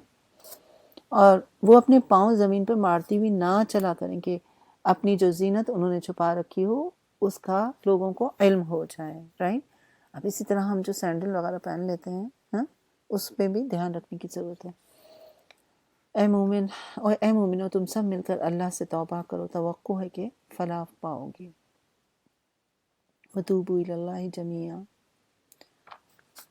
اللہ سے دعا ہے کہ اللہ تعالیٰ ہم سب کی توبہ و استغفار کو قبول کرے اور ہم سب کو ہدایت پہ رکھے. آمین. تم میں سے جو لوگ مجرد ہوں اور تمہاری لونڈی غلاموں میں سے جو صالح ہوں ان کے نکاح کر دو. اگر وہ قریب ہوں تو اللہ اپنے فضل سے ان کو غنی کر دے گا. اللہ بڑی وسعت والا اور علیم ہے. واللہ واسع علیم، رائٹ. یہاں پر یہ دو صفات جو ہیں آئی ہیں. اور جو نکاح کا موقع نہ پائے انہیں چاہیے کہ عفت کو بچا کر رکھیں یہاں تک کہ اللہ اپنے فضل سے ان کو غنی کر دے گا. اور تمہارے مملوکوں میں جو مکاتبت کی درخواست کریں ان سے مکاتبت کر لو اگر تمہیں معلوم ہو کہ ان کے اندر بھلائی ہے، اور ان کو اس مال میں سے دو جو اللہ نے تمہیں دیا ہے. اور اپنی لونڈیوں کو اپنی دنیاوی فائدے کی خاطر انہیں مجبور نہ کرو جبکہ وہ خود پاک دامن رہنا چاہتے ہوں، یعنی سمجھ رہے ہوں گے آپ. اور جو کوئی ان کو مجبور کرے گا تو اس جبر کے بعد اللہ ان کے لیے غفور الرحیم ہے. یعنی ان عورتوں کے لیے غفور الرحیم ہو گیا کیونکہ وہ تو بائی فورس غلط کام کرنے پر اکسائی گئی ہیں، تو اللہ ان کے لیے غفور الرحیم. یہ دو صفات اور ہیں، اس کو ہائی لائٹ کیجیے. ہم نے صاف صاف ہدایت دینے والی آیات تمہارے پاس بھیج دی اور ان قوموں کی عبرتناک مثالیں بھی ہم تمہارے سامنے پیش کر چکے ہیں جو تم سے پہلے ہو گزری ہیں، اور وہ نصیحتیں ہم نے کر دی ہیں جو ڈرنے والوں کے لیے ہوتی ہیں. اللہ آسمانوں اور زمین کا نور ہے. بہت ہی خوبصورت اللہ تعالیٰ کی تعریف ہو رہی ہے یہاں پر، آپ اس کو غور سے پڑھیں. اللہ آسمانوں اور زمین کا نور ہے. کائنات میں اس کے نور کی مثال ایسی ہے جیسے طاق میں چراغ رکھا ہو، چراغ ایک فانوس میں ہو. فانوس کا حال یہ ہو کہ جیسے موتی کی طرح چمکتا ہوا تارا، اور وہ چراغ زیتون کے ایک ایسے مبارک درخت کے تیل سے روشن کیا جاتا ہو جو نہ شرقی ہو نہ غربی، جس کا تیل بھڑکا پڑتا ہو چاہے آگ اس کو نہ لگے. اسی طرح روشنی پر روشنی بڑھنے کے تمام اسباب جمع ہو گئے. اللہ اپنے نور کی طرف جس کو چاہتا ہے رہنمائی فرما دیتا ہے. اللہ سے دعا ہے کہ اللہ تعالیٰ ہمیں بھی رہنمائی فرمائے. وہ لوگوں کو مثالوں سے بات سمجھاتا ہے، وہ ہر چیز سے خوب واقف ہے. شیء علیم، ہر چیز سے واقف ہے. اس کے نور کی طرف ہدایت پانے والے ان گھروں میں پائے جاتے ہیں جنہیں بلند کرنے کا اور جن میں اپنے نام کی یاد کا اللہ نے اذن دیا ہے. ان میں ایسے لوگ صبح و شام اس کی تسبیح کرتے ہیں جنہیں تجارت اور خرید و فروخت اللہ کی یاد سے اور اقامت نماز، ادائیگی زکوٰۃ سے غافل نہیں کرتی. وہ اس دن سے ڈرتے رہتے ہیں جس میں دل الٹنے اور دیدے پتھرا جانے کی نوبت آ جائے گی، اور وہ سب کچھ اس لیے کرتے ہیں تاکہ اللہ ان کے بہترین اعمال کی جزا ان کو دے اور مزید اپنے فضل سے نوازے. اللہ جسے چاہتا ہے بے حساب دیتا ہے. اس کے برعکس جنہوں نے کفر کیا ان کے اعمال کی مثال ایسی ہے جیسے دشت بے آب میں سیراب، پیاسا اس کو پانی سمجھے ہوئے تھا، مگر جب وہاں پہنچا تو کچھ نہ پایا، بلکہ وہاں اس نے اللہ کو موجود پایا جس نے اس کا پورا حساب چکا دیا، اور اللہ کو حساب لینے میں کوئی دیر نہیں لگتی. یا پھر اس کی مثال ایسی ہے جیسے سیراب، آپ سمجھتے ہیں نا ایک دم سیراب کیا لگتا ہے ریگستان وغیرہ میں، کہ جیسے وہ سامنے پانی ہو. ایون سم ٹائم آپ جب ڈرائیونگ کر رہے ہو تو روڈ پہ بھی صبح ارلی مارننگ، بہت مجھے یاد ہے نیو جرسی میں ہوتا تھا جب اسکول میں بچوں کو ڈراپ کرتے تھے تو ایسا وہ اینگل ہوتا تھا سورج کا کہ لگتا تھا کہ پانی ہے. وہ ہمیشہ مجھے یہ آیت جو ہے یاد آتی تھی، لگتا ہے پانی، قریب پہنچا تو کچھ بھی نہیں ہوتا تھا. تو وہ کیا ہوتا ہے ایکچولی دھوکا ہوتا ہے. تو یہ دنیا جو ہے بالکل ایسے ہی ہے نا، سراب ہی ہے. اس کی مثال ایسی ہے جیسے ایک گہرے سمندر میں اندھیرا، اوپر ایک موج چھائی ہو، اس پر ایک اور موج، اور اس کے اوپر بادل، تاریکی پر تاریک مسلط ہے. انسان اپنا ہاتھ نکالے تو اسے وہ بھی نہ دیکھ پائے. جسے اللہ نور نہ بخشے اس کے لیے کوئی نور نہیں ہے۔ اللہ سے دعا ہے کہ اللہ تعالی ہم سب کو نور عطا فرمائے، علم کا نور عطا فرمائے، آمین ثم آمین۔ کیا تم دیکھتے نہیں ہو کہ اللہ کی تسبیح کر رہے ہیں وہ سب جو آسمانوں اور زمین میں ہیں، اور وہ پرندے جو پر پھیلائے اڑ رہے ہیں، ہر ایک اپنی نماز اور تسبیح کا طریقہ جانتا ہے، اور یہ سب جو کچھ کرتے ہیں اللہ اس سے باخبر ہے۔ آسمانوں اور زمین کی بادشاہی اللہ ہی کے لیے، اور اسی کی طرف سب کو پلٹنا ہے۔ کیا تم دیکھتے نہیں ہو کہ اللہ بادل کو آہستہ آہستہ چلاتا ہے، پھر اس کے ٹکڑوں کو باہم جوڑتا ہے، پھر اسے سمیٹ کر ایک کثیف ابر بنا دیتا ہے، پھر تم دیکھتے ہو کہ اس کے قول میں سے بارش کے قطرے ٹپکتے چلے آتے ہیں۔ یہ پورا جو بارش کا سائیکل ہے نا وہ بیان کیا جا رہا ہے، رائٹ۔ سائنٹسٹ نے تو آج ڈسکور کیا نا، کہ ہمارے یہاں پہلے ہی بتا دیا گیا تھا۔ اور وہ آسمان سے ان پہاڑوں کی بدولت جو اس میں بلند ہے اولے برساتا ہے، پھر جسے چاہتا ہے ان کو نقصان پہنچاتا ہے، جسے چاہتا ہے ان سے بچا لیتا ہے۔ اس کی بجلی کی چمک نگاہوں کو خیرہ کیے دیتی ہے، رات اور دن کو الٹ پھر وہی کر رہا ہے۔ اس میں ایک سبق ہے آنکھوں والوں کے لیے۔ اللہ نے ہر جاندار ایک طرح کے پانی سے پیدا کیا، کوئی پیٹ کے بل چل رہا ہے، اور باقی ہر جاندار جو ہے پانی سے ہی ہے۔ ہماری باڈی میں بھی غالباً مجھے ایگزیکٹ نمبر تو نہیں یاد ہے، لیکن کہا جاتا ہے کہ 75 یا 85% جو ہے ہمارے باڈی میں پانی موجود ہے، رائٹ۔ تو انسان کی ابتدا ہی کیسے ہے؟ پانی سے ہی تو ہوئی ہوئی ہے۔ اللہ نے ہر جاندار ایک طرح کے پانی سے پیدا کیا ہے، کوئی پیٹ کے بل چل رہا ہے تو کوئی دو ٹانگوں پر، کوئی 4 ٹانگوں پر۔ جو کچھ وہ چاہتا ہے پیدا کرتا ہے، وہ ہر چیز پر قادر ہے، قدیر ہے۔ ایک صفت اور آئی ہے، اس کو ہائی لائٹ کیجیے۔ ہم نے صاف صاف حقیقت بتانے والی آیات نازل کر دی ہیں، آگے صراط مستقیم کی طرف۔ ہدایت اللہ ہی ہے، اللہ ہی کی طرف سے جسے چاہتا ہے دیتا ہے۔ یہ لوگ کہتے ہیں کہ ہم ایمان لائے اللہ اور اس کے رسول پر، ہم نے اطاعت قبول کی، مگر اس کے بعد ان میں سے ہر ایک گروہ اطاعت سے منہ موڑتا ہے۔ ایسے لوگ ہرگز مومن نہیں ہیں۔ جب ان کو بلایا جاتا ہے اللہ اور رسول کی طرف تاکہ رسول ان کے آپس کے مقدمے کا فیصلہ کرے، تو ان میں سے ایک فریق کترا جاتا ہے۔ البتہ اگر حق ان کے موافقت میں ہو تو رسول کے پاس بڑے اطاعت کش بن کر آ جاتے ہیں۔ کیا ان کے دلوں کو منافقت کا روگ لگا ہوا ہے، یا یہ شک میں پڑے ہوئے ہیں، یا ان کو یہ خوف ہے کہ اللہ اور اس کا رسول ان پر ظلم کرے گا؟ اصل بات یہ کہ ظالم تو یہ لوگ خود ہیں۔ ایمان لانے والوں کا کام تو یہ ہے کہ جب وہ اللہ اور اس کے رسول کی طرف بلائے جائیں تاکہ رسول ان کے مقدمے کا فیصلہ کرے، تو وہ کہیں گے کہ ہم نے سنا اور اطاعت کی۔ ایسے ہی لوگ فلاح پانے والے ہیں، اور کامیاب وہی ہیں جو اللہ اور اس کے رسول کی فرما برداری کریں اور اللہ سے ڈریں اور اس کی نافرمانی سے بچیں۔ اور یہ منافق اللہ کے نام سے کڑی کڑی قسمیں کھا کر کہتے ہیں کہ آپ حکم دیں تو ہم گھروں سے نکل کھڑے ہوں گے۔ ان سے کہو قسمیں نہ کھاؤ، تمہاری اطاعت کا حال معلوم ہے، تمہارے کرتوتوں سے اللہ بے خبر نہیں ہے۔ کہو اللہ کے مطیع بنو اور رسول کے تابع فرما بردار بن کر رہو، لیکن اگر تم منہ پھیرتے ہو تو خوب سمجھ لو کہ رسول پر جس فرض کا بار رکھ دیا گیا اس کے ذمہ دار وہ ہے، اور تم پر جس فرض کا بار ڈالا گیا اس کے ذمہ دار تم ہو۔ اس کی اطاعت کرو تو خود ہی ہدایت پاؤ گے، ورنہ رسول کی ذمہ داری اس سے زیادہ کچھ نہیں ہے کہ صاف صاف تمہارے پاس پہنچا دیں۔ رائٹ، یہ آپ کا 54 میں ہم 55 میں ہم آگئے۔ پیچھے آپ دیکھیں، آپ نے 53 میں پڑھا ان اللہ خبیر بما تعملون۔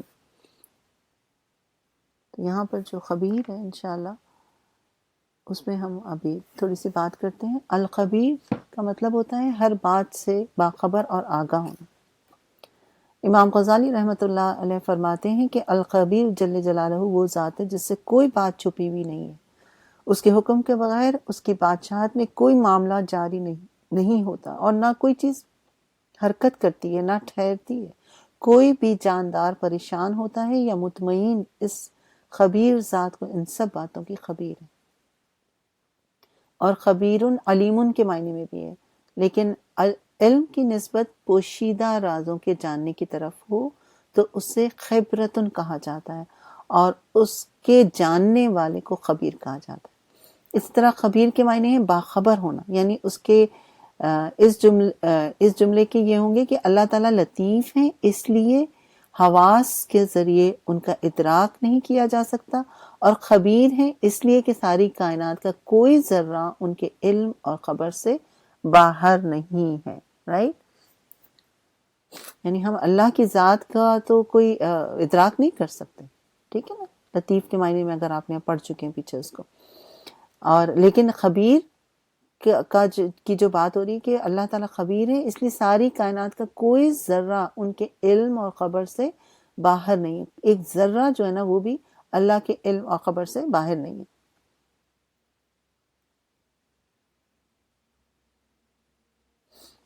اور یہ نام جو ہے قرآن پاک میں آپ کو 45 ٹائمز جو ہے وہ ملے گا. اللہ تعالیٰ خبیر ہیں ہمارے عزم اور ارادے اور فکر، یعنی خبیر کو اب آپ مزید ڈیپتھ میں جائیں تو کیا ہے کہ وہ ہمارے عزم، ہمارے ارادے، ہماری جو خیالات، ہماری جو حرکات ہیں، ہمارے جو اعمال ہیں، سب کچھ اس کے علم میں ہے، اس کے علم سے باہر نہیں ہے. وہ ہماری تنہائیوں کے رازوں کو بھی دیکھتا ہے اور سنتا ہے. وہ ہمارے دل کی نیتوں اور ارادوں سے بھی واقف ہے. ان اللہ لطیف خبیر آتا ہے نا. اسی طرح وہ ہمارے سینوں میں مخفی باتوں کو بھی جانتا ہے، اور وہ خبریں جو لوگوں کے درمیان پھیلی ہیں ان سے بھی باخبر ہے.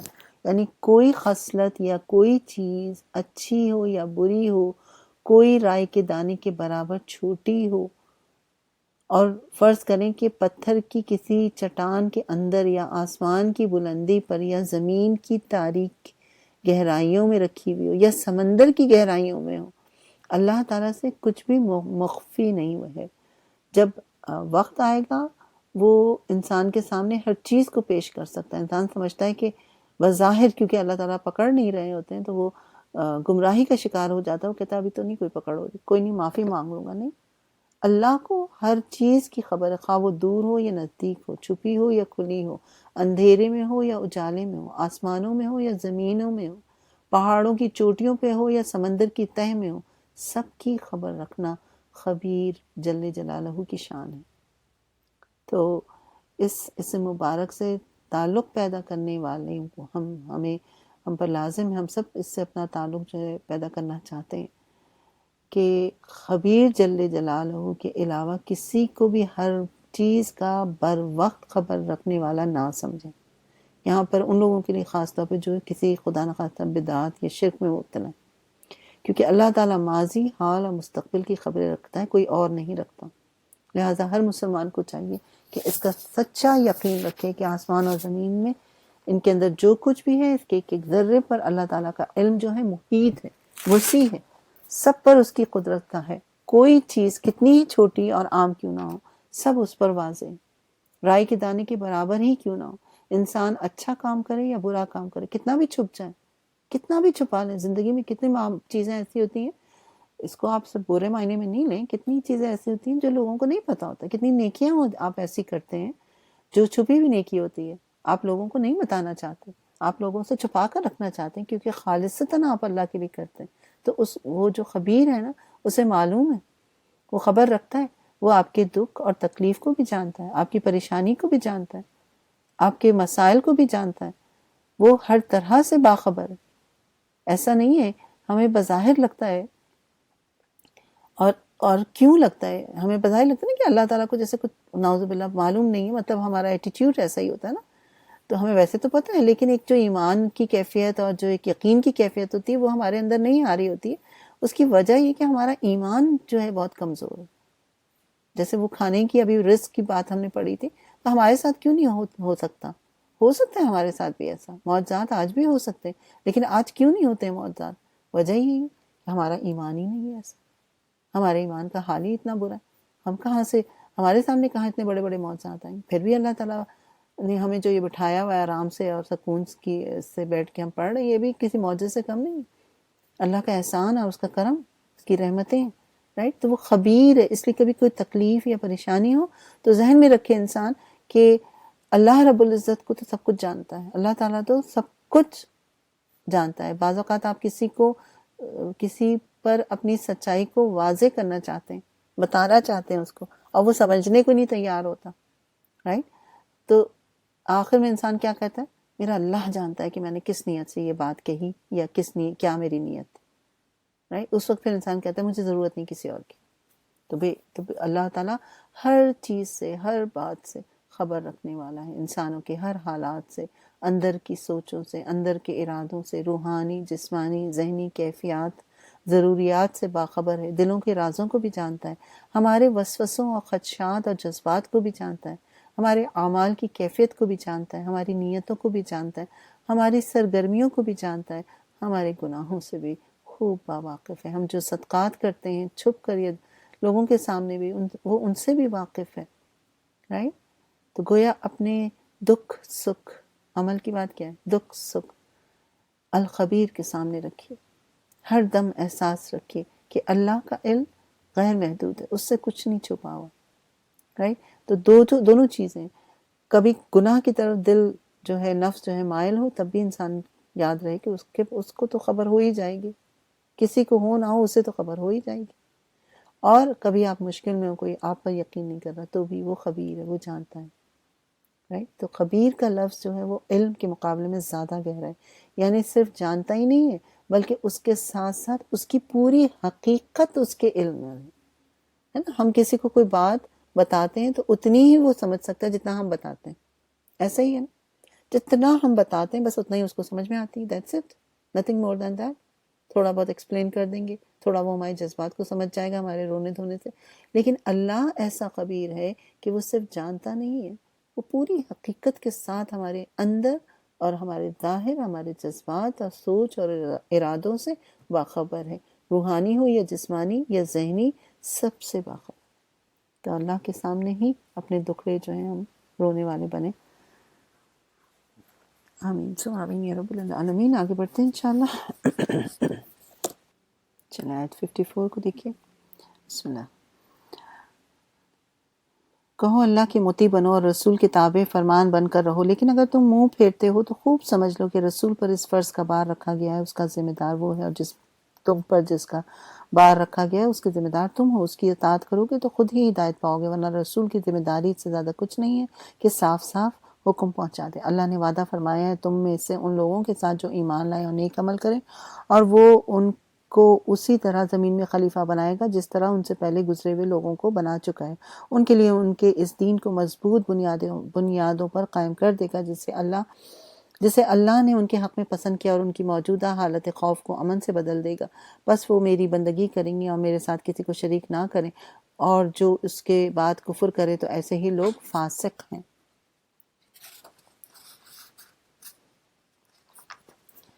نماز قائم کرو، زکوٰۃ دو، رسول کی اطاعت کرو، امید ہے کہ تم پر رحم کیا جائے گا۔ اور جو لوگ کفر کر رہے ہیں ان کے متعلق اس غلط فہمی میں نہ رہو کہ وہ زمین میں اللہ کو عاجز کر دیں گے، ان کا ٹھکانہ دوزخ ہے، وہ بڑا ہی برا ٹھکانہ ہے۔ اے لوگوں جو ایمان لائے ہو، لازم ہے کہ تمہارے مملوک اور تمہارے وہ بچے جو ابھی عقل کی حد کو نہیں پہنچے ہیں 3 اوقات میں اجازت لے کر تمہارے پاس آیا کریں، رائٹ؟ یعنی بچوں کو یہ ٹریننگ بھی دینے کی ضرورت ہے۔ بہترین طریقہ ہوتا ہے کہ قرآن کے ذریعے آپ میسج جو ہے بچوں کو دیں۔ وہ کون سے 3 اوقات ہیں وہ بتائے جا رہے ہیں، صبح کی نماز سے پہلے اور دوپہر کو جب کہ تم کپڑے اتار کر رکھ دیتے ہو۔ اتار کر رکھنے سے مراد انسان نائٹ سوٹ میں ہوتا ہے، تو بہتر ہے کہ بچوں کو یہ شروع دن سے تربیت دے کہ وہ کمرے میں نوک کر کر آئیں یا جو بھی ہے آواز دے کر آئیں، ایسے نہیں کہ کھٹ سے دروازہ کھول دیا۔ اور جو تم کپڑے اتار کر رکھتے ہو، اور عشاء کی نماز کے وقت، یعنی قیلولہ، عشاء اور فجر سونے کے وقت، اور فجر سے پہلے کا جو وقت ہوتا ہے، یہ 3 وقت تمہارے لیے پردے کے ہیں۔ ان کے بعد وہ بلا اجازت آئیں تو تم پر کوئی گناہ نہیں، نہ ان پر تمہیں ایک دوسرے کے پاس بار بار آنا ہی ہوتا ہے۔ اس طرح اللہ تمہارے لیے اپنے ارشادات کو توسیع کرتا ہے۔ وہ علیم حکیم ہے، واللہ علیم حکیم۔ 58 میں دیکھیے دو صفات یہاں پر اور ہیں۔ اور جب تمہارے بچے عقل کی حد کو پہنچ جائیں تو چاہیے کہ اسی طرح اجازت لے کر آیا کریں جس طرح ان کے بڑے اجازت لیتے ہیں، اس طرح اللہ اپنی آیات سامنے کھولتا ہے، اور وہ علیم حکیم ہے۔ دوبارہ یہاں پر علم اور حکیم آیا ہے۔ اور جو عورتیں جوانی سے گزر بیٹھی ہوں، نکاح کی امید نہ ہو، اور اگر اپنی چادریں اتار کر رکھ دیں تو ان پر کوئی گناہ نہیں، رائٹ؟ چادریں اتارنے سے مراد ایٹ لیسٹ چہرہ جو ہے کھولنے تک کی بات ہے، بشرط کہ زینت کی نمائش کرنے والی نہ ہوں، تاہم وہ بھی حیاداری ہی برتیں تو ان کے حق میں اچھا ہے، اللہ تعالیٰ سب کچھ سنتا اور جانتا ہے، رائٹ؟ تو یہ اس میں ساری چیزیں آ گئی۔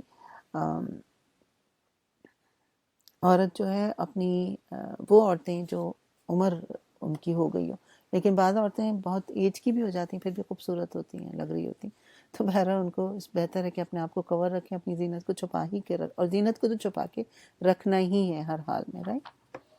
کوئی حرج نہیں اگر کوئی اندھا یا لنگڑا یا مریض کسی کے گھر سے کھا لیں، اور نہ تمہارے اوپر اس میں کوئی مذائقہ ہے کہ اپنے گھروں سے کھاؤ، یا اپنے باپ داداؤں کے گھروں سے، یا اپنی ماں نانی کے گھروں سے، یا بھائیوں کے گھروں سے، یا اپنی بہنوں کے گھروں سے، یا اپنی چچاؤں کے گھروں سے، یا اپنی پھپھیوں کے گھروں سے، یا اپنی ماموؤں کے گھروں سے، یا اپنی خالاؤں کے گھروں سے، یا ان گھروں سے جن کی کنجیاں تمہارے سپرد ہوں، یا اپنے دوستوں کے گھروں سے۔ اس میں کوئی حرج نہیں کہ تم لوگ مل کر کھاؤ یا الگ الگ، البتہ جب گھروں میں داخل ہوا کرو تو اپنے لوگوں کو سلام کیا کرو۔ دعائے خیر اللہ کی طرف سے مقرر فرمائی ہوئی بڑی بابرکت اور پاکیزہ ہے۔ اس طرح اللہ تعالیٰ تمہارے سامنے آیات بیان کرتا ہے، توقع ہے کہ تم سمجھ بوجھ سے کام لو۔ اور سلام پہ یہ بات ذہن میں رہے کہ کتنا بھی تعلق کسی سے خراب ہو، سلام کرنا نہ چھوڑو۔ بعض اوقات آپس میں ہی ناراضگیاں ہو جاتی ہیں، میاں بیوی میں ہو سکتی ہے، بچوں کے ساتھ ہو سکتی ہے، کوئی اور جو آپ کے ساتھ گھر میں رہ رہا ہو اس کے ساتھ بھی ہو رہی۔ سلام کریں، آپ دیکھیں گے اس سلام کی برکت سے آپ کے گھر میں خیر آئے گی واپس، رائٹ؟ تو سلام کو نہیں چھوڑنا، یہ ایک دم پلو سے باندھ کہ کسی کو سلام نہ کرے انسان، یہ کیسے موقع؟ ٹھیک ہے نا، کتنے ٹھیک ہلکی آواز میں کر دیں۔ سلام کا انداز بھی ہوتا ہے نا، بہت ایک ہوتا ہے خوش ویلکم سلام ہوتا ہے، رائٹ؟ اور ایک ہوتا ہے روکھا سا، کوئی بات نہیں روکھا ہی کر دیں، لیکن کریں ضرور، یہ یاد رہے، ٹھیک ہے نا۔ مومن تو اصل میں وہی ہے جو اللہ اور اس کے رسول کو دل سے مانے، اور جب کسی اجتماعی کام کے موقع پر رسول کے ساتھ ہو تو اس سے اجازت لیے بغیر نہ جائیں۔ وہ جو لوگ تم سے اجازت مانگتے ہیں وہی اللہ اور رسول کے ماننے والے ہیں، پس جب وہ اپنے کسی کام سے اجازت مانگے تو جسے تم چاہو اجازت دے دیا کرو، اور ایسے لوگوں کے حق میں اللہ سے دعائیں مغفرت کیا کرو، یقیناً اللہ تعالیٰ غفور الرحیم ہے۔ یہ دو صفات اور یہاں پر آئی ہیں۔ مسلمانوں اپنے درمیان رسول کے بلانے کو آپس میں ایک دوسرے کو جیسا بلانا نہ سمجھ بیٹھو، یعنی جب ان سے بات کرنا ہو تو کیسے بات کرنی وہ سکھایا جا رہا ہے۔ اللہ ان لوگوں کو خوب جانتا ہے جو تم میں ایسے ہیں کہ ایک دوسرے کو آڑے لیتے ہوئے چپکے سے سٹک جاتے ہیں، یعنی نکل جاتے ہیں۔ رسول کے حکم کی خلاف ورزی کرنے والوں کو ڈرنا چاہیے کہ وہ کسی فتنے میں گرفتار نہ ہو جائیں یا ان پر دردناک عذاب نہ آ جائے۔ خبردار رہو، آسمان اور زمین میں جو کچھ ہے اللہ کا ہے، تم جس روش پر بھی ہو اللہ اس کو جانتا ہے۔ جس روز لوگ اس کی طرف پلٹیں گے وہ انہیں بتا دے گا کہ وہ کیا کچھ کر کے آئے ہیں، وہ ہر چیز کا علم رکھتا ہے۔ چلیے الحمدللہ آپ کی یہ سورہ جو ہے مکمل ہوئی، سورہ نور۔ آگے بڑھتے ہیں اب سورۃ الفرقان۔ بسم اللہ الرحمن الرحیم۔ سورہ فرقان انشاءاللہ یہ آپ کی 18 اور 19 جز میں آئے گی، اور اسی میں آپ کا پھر سبق آج کا مکمل ہو جائے گا۔ سورۃ الفرقان مکی صورت ہے، 6 رکوع ہیں اور 77 آیات ہیں اس کی۔ بسم اللہ الرحمن الرحیم۔ تبارک الذی نزل الفرقان علی عبدہ لیکون للعالمین نذیر۔ نہایت متبرک ہے، یعنی مبارک ہے وہ جس نے فرقان اپنے بندے پر نازل کیا، یعنی قرآن کی طرف اشارہ ہے اور نبی پر اشارہ ہے، تاکہ سارے جہان والوں کے لیے نذیر ہو۔ نذیر یعنی خبردار کرنے والا، متنبہ کرنے والا، یہ ڈرانے والا۔ اور یہ ڈرانا وہ ڈرانا نہیں ہے کہ انسان ڈر کے کوئی کام ہی نہ کرے، یہ ڈرانا وہ ہے جو انسان کو کام پر مجبور کر دے، غفلت اور گمراہی کے برے نتائج سے ڈرانا، ٹھیک ہے۔ اور وہ جو آسمان اور زمین کی بادشاہی کا مالک ہے، جس نے کسی کو بیٹا نہیں بنایا، جس کے ساتھ بادشاہی میں کوئی شریک نہیں، جس نے ہر چیز کو پیدا کیا پھر اس کی ایک تقدیر مقرر کی۔ لوگوں نے اسے چھوڑ کر ایسے معبود بنا لیے جو کسی چیز کو پیدا نہیں کرتے بلکہ خود پیدا کیے جاتے ہیں۔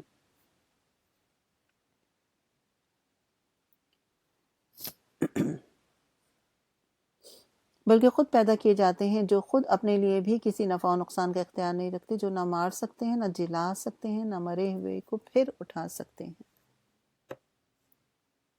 جن لوگوں نے نبی کی بات ماننے سے انکار کر دیا وہ کہتے ہیں کہ یہ فرقان ایک من گھڑت چیز ہے جسے اس شخص نے آپ ہی گھڑ لیا ہے، اور کچھ دوسرے لوگوں نے اس کام میں اس کی مدد کی ہے۔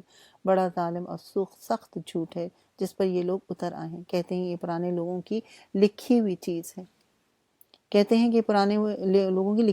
ہے، جنہیں یہ شخص نقل کراتا ہے اور وہ اسے صبح و شام سنائی جاتی ہے۔ اے محمد ان سے کہو کہ اسے نازل کیا ہے اس نے جو زمین اور آسمانوں کا بھید جانتا ہے۔ حقیقت یہ ہے کہ وہ بڑا غفور الرحیم ہے۔ یہ دو صفات آپ کی یہاں پر آئی ہیں، اور پیچھے آیت نمبر 2 میں بھی تقدیرہ کا ورڈ آیا، قدیر سے، وہ بھی آپ ہائی لائٹ کر سکتے ہیں۔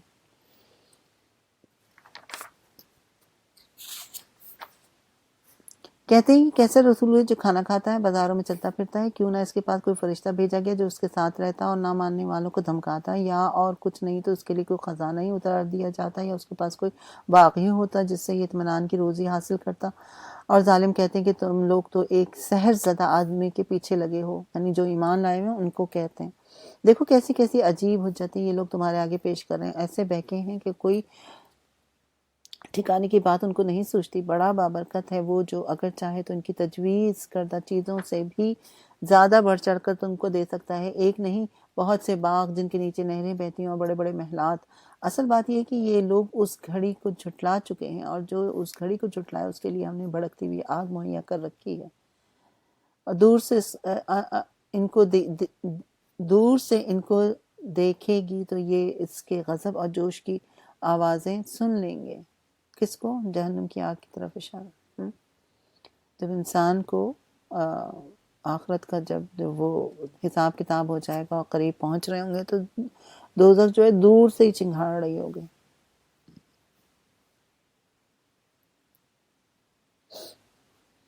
وہ جب دور سے ان کو دکھے گی تو یہ اس کے غضب اور جوش کی آوازیں سن لیں گے، اور جب یہ دست و پا بستہ اس میں ایک تنگ جگہ ٹھونسے جائیں گے۔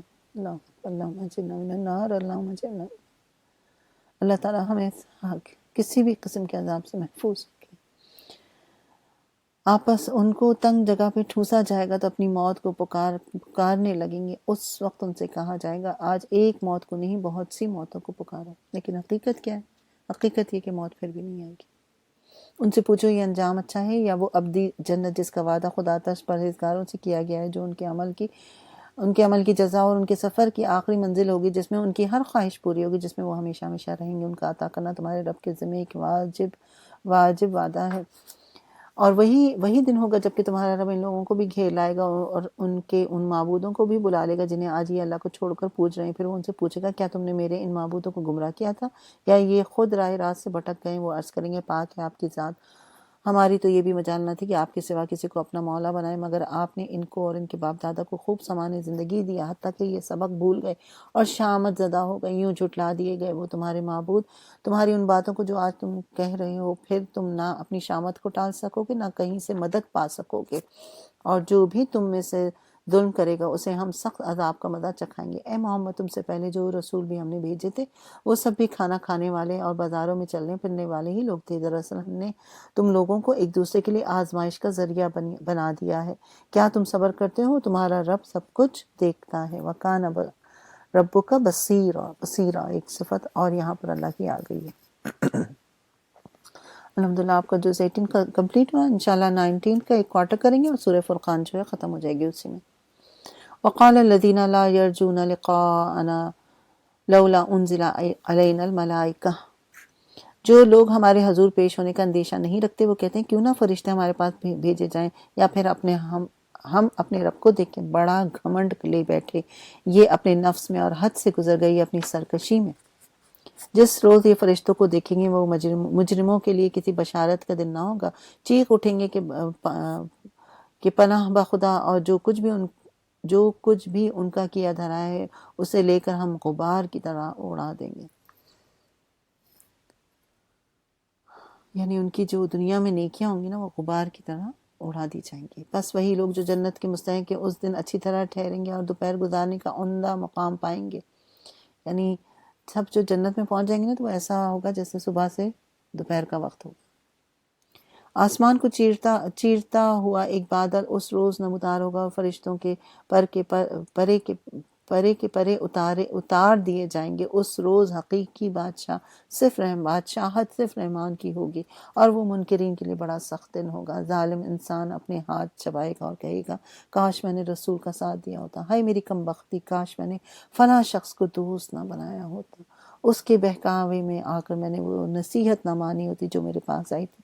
شیطان انسان کے حق میں بڑا ہی بے وفا نکلا، اور رسول کہے گا اے میرے رب، میری قوم کے لوگوں نے اس قرآن کو نشانہ تہذیب بنا دیا۔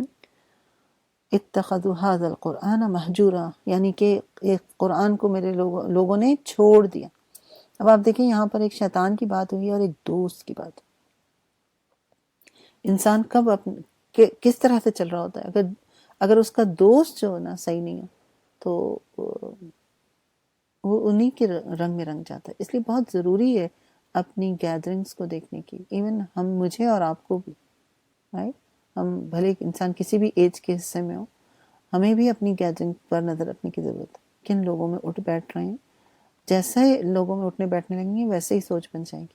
اور بچوں کی تو اپنی پرورش کا ایک اہم ترین جو پوائنٹ ہے وہ یہ ہے کہ آپ نے اپنے بچوں کے دوستوں پر نظر رکھنی. کون کون کہاں مل رہا ہے، کس سے بات ہو رہی، لڑکیاں ہیں یا لڑکے ہوں جو بھی، کس سے ملتے ہیں، کس سے بات کرتے ہیں، کیا ایکٹیویٹیز ہیں، کہاں جاتے ہیں. right؟ کیونکہ اس سے سمجھے کہ آدھے سے زیادہ کام آسان ہو جاتا ہے، آدھا کام آسان ہو جاتا ہے انفیکٹ، کیونکہ وہ دوست کے اس میں ہوتا ہے. اگر دوست نمازی ہوگا تو وہ بھی پڑھیں گے، اگر نہیں ہوگا تو بہت چانسز ہے، اگر آپ کی اولاد ہے بھی لیکن پھر چانسز ہو جاتا ہے کہ کہیں وہ بھی کہے گا. صحبت کا اثر ہوتا ہے. یا تو پھر آپ اپنے بچے کی ایسی پرورش کریں کہ ان کو پھر اتنا ہی آپ کی وہ ہو کہ آپ اس کے کان میں ڈالیں کہ ان کو لوگوں کو کہنا ہے اور یہ اور وہ وغیرہ، تربیت ایسی کی جائے. لیکن بہتر یہ ہے کہ بہترین دوست پر نظر رکھا جائے. اور بہت اچھا ہے جن کے بچے چھوٹے ہوتے ہیں تو وہ شروع سے ایسے ہی دوست بنوا دیں، جیسا بنوا دیں گے آپ ویسے ہی بن جائیں گے. ماں باپ، بچے کیا ہوتے ہیں، پلین سلیٹ کی طرح ہوتے ہیں. آپ جیسا جو رنگ ان میں ڈالیں گے نا وہ ویسے ہی بن کے نکلیں گے. جو رنگ آپ دیں گے ویسے ہی وہ نکلیں گے. اگر آپ چیخ پکار کے بات کریں گے وہ بھی کل کو ویسے ہی پلٹ کے آپ سے بات کریں گے. آپ پیار سے کریں گے وہ بھی ویسے ہی کریں گے. ٹھیک ہے بہرحال. اور دوسری اور اہم بات وہ یہ کہ نبی کہیں گے کہ میری قوم نے قرآن کو چھوڑ دیا تھا. مہجورہ کا لفظ استعمال ہوا، یہ ہجر سے آیا ہے، یعنی لوگوں نے قرآن کو سمجھنا یا اس سے کوئی اثر لینا چھوڑ دیا تھا.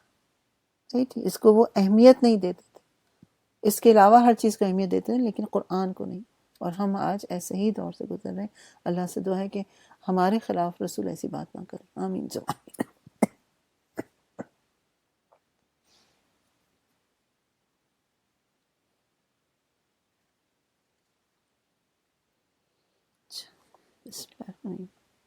اے محمد، ہم نے اسی طرح مجرموں کو ہر نبی کا دشمن بنایا اور تمہارے لیے تمہارا رب ہی رہنمائی اور مدد کو کافی ہے. منکرین کہتے ہیں اس شخص پر سارا قرآن ایک ہی وقت میں کیوں نہیں اتار دیا گیا؟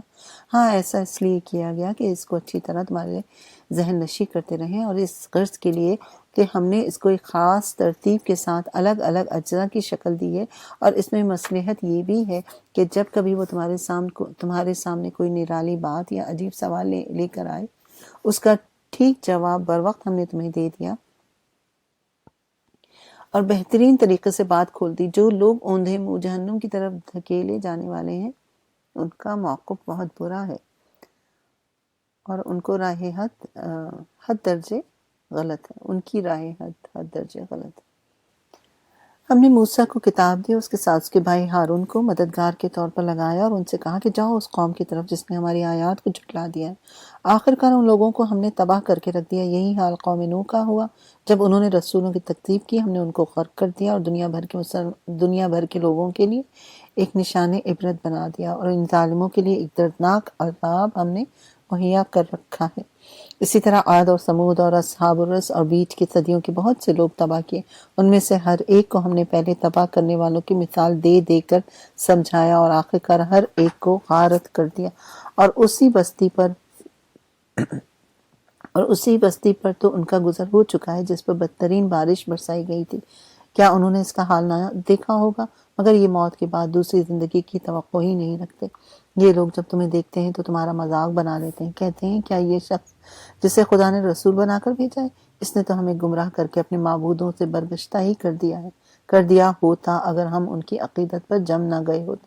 اچھا، وہ وقت دور نہیں جب عذاب دیکھ کر انہیں خود معلوم ہو جائے گا کہ کون گمراہی میں دور نکل گیا ہے. کبھی تم نے اس شخص کے حال پر غور کیا جس نے اپنی خواہش نفس کو اپنا خدا بنا لیا؟ کیا تم ایسے شخص کو راہ راست پر لانے کے ذمہ دار ہو؟ کیا تم سمجھتے ہو کہ ان میں سے اکثر لوگ سنتے اور سمجھتے ہیں؟ یہ تو جانوروں کی طرح ہیں بلکہ ان سے بھی بدتر ہیں، گئے گزرے ہیں. تم نے دیکھا نہیں کہ تمہارا رب کس طرح سایہ پھیلاتا ہے؟ اگر وہ چاہتا تو اس سے دائمی سایہ بنا دیتا۔ ہم نے سورج کو اس پر دلیل بنایا، پھر جیسے جیسے سورج اٹھتا جاتا ہے ہم اس سائے کو رفتہ رفتہ اپنی طرف سمیٹتے چلے جاتے ہیں۔ اور وہ اللہ ہی ہے جس نے رات کو تمہارے لیے لباس اور نیند کو سکون موت اور دن کو جی اٹھنے کا وقت بنایا۔ اور وہی ہے جو اپنی رحمت کے آگے آگے ہواؤں کو بشارت بنا کر بھیجتا ہے، پھر آسمان سے پاک پانی نازل کرتا ہے تاکہ ایک مردہ علاقے کو اس کے ذریعے سے زندگی بخشے اور اپنی مخلوق میں بہت سے جانوروں اور انسانوں کو سیراب کرے۔ اس کرشمے کو ہم بار بار ان کے سامنے لاتے ہیں تاکہ وہ کچھ سبق لیں، مگر اکثر لوگ کفر اور ناشکری کے سوا کوئی دوسرا رویہ اختیار کرنے سے انکار کر دیتے ہیں۔ اگر ہم چاہتے تو ایک ایک بستی میں ایک ایک نذیر اٹھا کھڑا کر دیتے۔ بس اے نبی، کافروں کی بات ہرگز نہ مانو اور اس قرآن کو لے کر ان کے ساتھ جہاد کبیر کرو۔ وہی ہے جس نے دو سمندروں کو ملایا، ایک لذیذ و شیریں، دوسرا تلخ و شور، اور دونوں کے درمیان ایک پردہ حائل ہے، ایک رکاوٹ ہے جو انہیں گڈمڈ ہونے سے روکے ہوئے ہے۔ اور وہی ہے جس نے پانی سے ایک بشر پیدا کیا، پھر اس سے نسب اور سسرال کے دو الگ الگ سلسلے چلائے۔ تیرا رب بڑا ہی قدرت والا ہے۔ قدیر، یہاں پہ ایک صفت اور قدیر آئی، اس کو انڈرلائن کیجئے۔ اس خدا کو چھوڑ کر لوگ ان کو پوج رہے ہیں جو نہ ان کو نفع پہنچا سکتے نہ نقصان، اور اوپر سے مزید یہ کہ کافر اپنے رب کے مقابلے میں ہر طرح کا ہر باغی کا مددگار بنا ہوا ہے۔ اے محمد، تم کو تو ہم نے بس ایک مبشر اور نذیر بنا کر بھیجا۔ ان سے کہہ دو میں اس کام پر تم سے کوئی اجرت نہیں مانگتا، میری اجرت بس یہی ہے کہ جس کا جی چاہے وہ اپنے رب کا راستہ اختیار کر لے۔ اے محمد، اس خدا پر بھروسہ رکھو جو زندہ ہے اور کبھی مرنے والا نہیں۔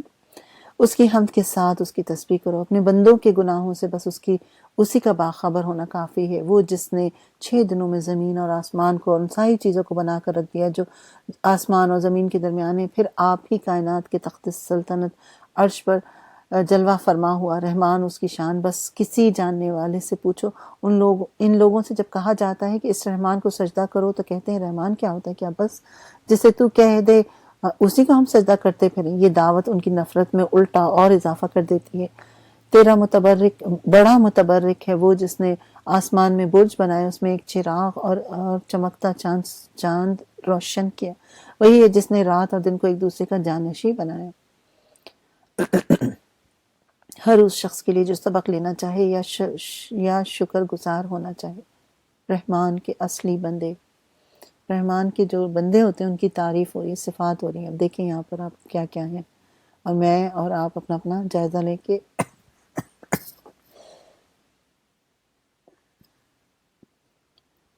ہم لوگ اپنا جائزہ لے کے یہ صفات ہمارے اندر ہیں۔ یعنی رحمان کے اصلی بندے وہ ہیں جو زمین پر نرم چلتے ہیں، جاہل ان کے منہ کو آئے تو کہتے ہیں کہ تم کو سلام کہہ کے بات کو رفع دفع کرتے ہیں، جو اپنے رب کے حضور سجدے اور قیام میں راتیں گزارتے ہیں، تہجد پڑھتے ہیں، جو دعا کرتے ہیں اے ہمارے رب جہنم کے عذاب سے ہم کو بچا، اس کا عذاب تو جان کا لاگو ہے، وہ تو بڑا ہی برا مستقر اور مقام ہے۔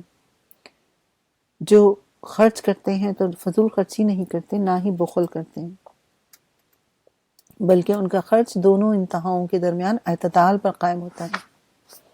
جو اللہ کے سوا کسی کو نہیں پکارتے، اللہ کی حرام کی ہوئی کسی جان کو ناحق ہلاک نہیں کرتے، نہ ہی زنا کرتے ہیں۔ یہ کام جو کوئی کرے وہ اپنے گناہ کا بدلہ پائے گا، قیامت کے روز اس کو مقرر عذاب دیا جائے گا، بار بار یعنی، اور اس میں وہ ہمیشہ ذلت کے ساتھ پڑا رہے گا۔ اللہ تعالیٰ ہمیں محفوظ رکھ۔ اللہ یہ کہ کوئی ان گناہوں کے بعد توبہ کر چکا ہو اور ایمان لا کے عمل صالح کرنے والا ہو تو گویا توبہ کے دروازے کھلے ہیں۔ ایسے لوگوں کی برائیوں کو اللہ بھلائیوں سے بدل دے گا، سبحان اللہ، اور وہ بڑا غفور الرحیم ہے۔ بے شک جو شخص توبہ کر کے نیک عملی اختیار کرے گا وہ تو اللہ کی طرف پلٹ آتا ہے جیسے کہ پلٹنے کا حق ہے۔ رحمان کے بندے وہ ہیں جو جھوٹ کے گواہ نہیں بنتے، کسی لغو چیز پر ان کا گزر ہو جائے تو شریف آدمیوں کی طرح گزر جاتے ہیں، رائٹ، جھوٹ نہیں بولتے اور لغویات سے بچتے ہیں، گزر جاتے ہیں، اگنور کرتے ہیں۔ جنہیں اگر ان کی رب کی آیات سنا کر نصیحت کی جاتی ہے تو وہ اس پر اندھے اور بہرے بن کر نہیں رہتے، right؟ یعنی اندھے اور بہرے نہیں بن جاتے، اللہ کی آیات کو سن کر اگنور نہیں کرتے ہیں، توجہ رکھتے ہیں، کان کھڑے ہو جاتے ہیں، کہیں پہ کوئی تلاوت چل رہی کان کھڑا ہو گیا کہ کیا بات ہو رہی ہے، کیا پڑھا جا رہا ہے، کوئی قرآن پڑھ رہا ہے اونچی آواز میں پڑھ رہا ہے تو اگر آپ کو سمجھ میں آنے لگے تو کتنا اچھا لگتا ہے نا، کوئی پڑھ رہا ہو۔ آج کل تو قرآن کا ظاہر مہینہ ہے، یہ ہر مسلمان کے ہاتھ میں قرآن ہوتا ہے، جو سالوں بھی نہیں اٹھاتا ہے، اگلے 11 مہینوں میں بھی نہیں اٹھاتا ہے پچھلے، تو وہ اس مہینے ضرور اٹھاتا ہے، تھوڑا ہی سا صحیح پڑھتا ضرور ہے، الحمدللہ الحمدللہ۔ تو جب آپ وہ پڑھ رہا ہو اور آپ کو سمجھ میں آ رہا ہو تو کتنا اچھا لگتا ہے، تو اور اس پہ توجہ دیتا ہے، اگر نہیں سمجھ میں تو کیا بات ہو رہی۔ تو یہ ایسے ہوتے ہیں عباد الرحمن۔ اور وہ کیا دعا کرتے ہیں، ربنا ھب لنا من ازواجنا وذریاتنا قرۃ اعین وجعلنا للمتقین اماما۔ اور وہ دعائیں مانگتے ہیں، اے ہمارے رب ہمیں اپنی بیویوں یا شوہروں یا یعنی زوج کے لیے اور اپنی اولاد سے آنکھوں کی ٹھنڈک دے، اور ہم کو پرہیزگاروں کا امام بنا دے۔ کیا خوبصورت دعا ہے نا، اس سے مکمل کوئی دعا ہو سکتی ہے؟ آنکھوں کی ٹھنڈک بنا دے انسان، زوج کو بھی اور اولاد کو بھی۔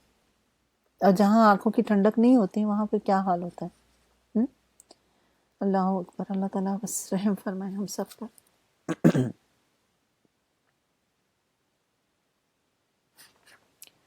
ربنا هب لنا من ازواجنا وذرياتنا قرۃ اعین واجعلنا للمتقین اماما، آمین ثم آمین یا رب العالمین۔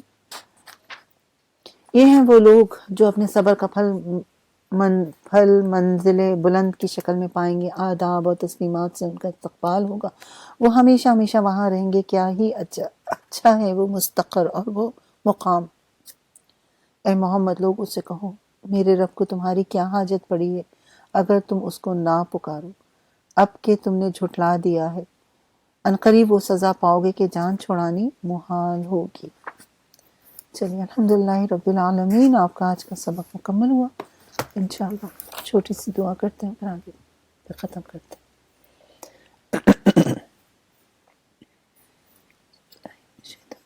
بسم اللہ الرحمن الرحیم۔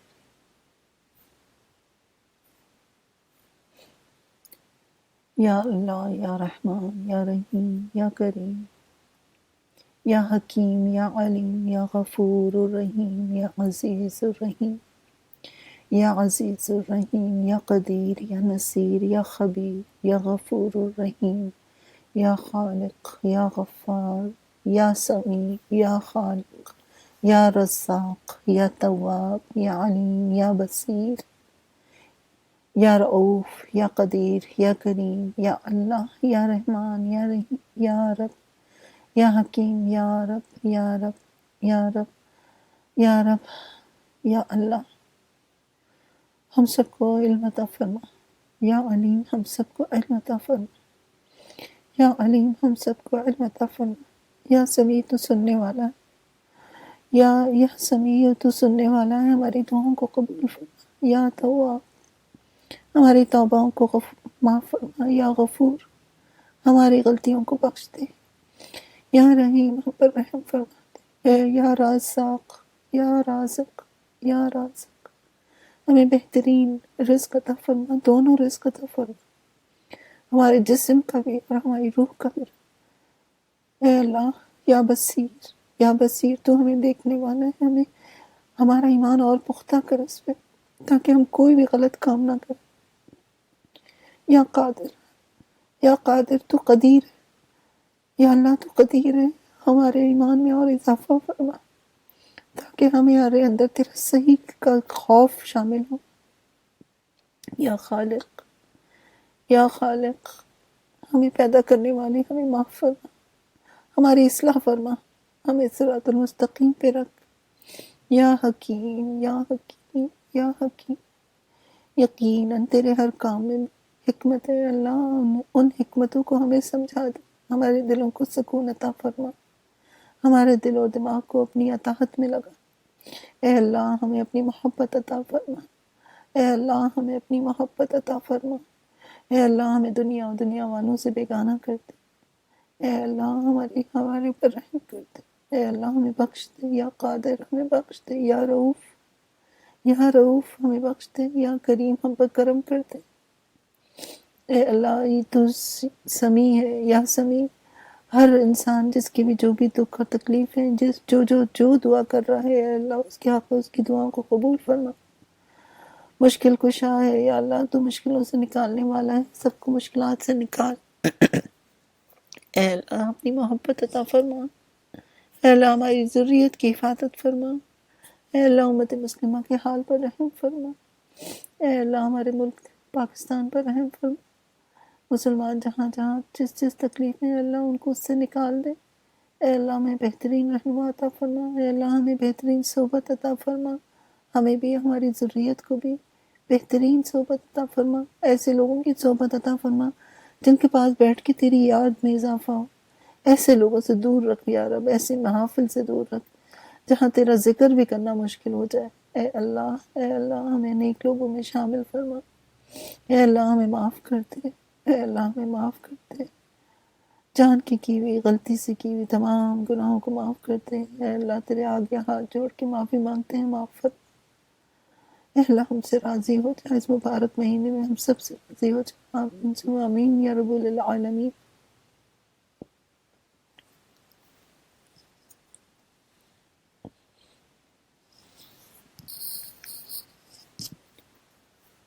سبحانک اللہم و بحمدک، نشہد ان لا الہ الا انت، نستغفرک و نتوب الیک۔ السلام علیکم ورحمۃ اللہ وبرکاتہ۔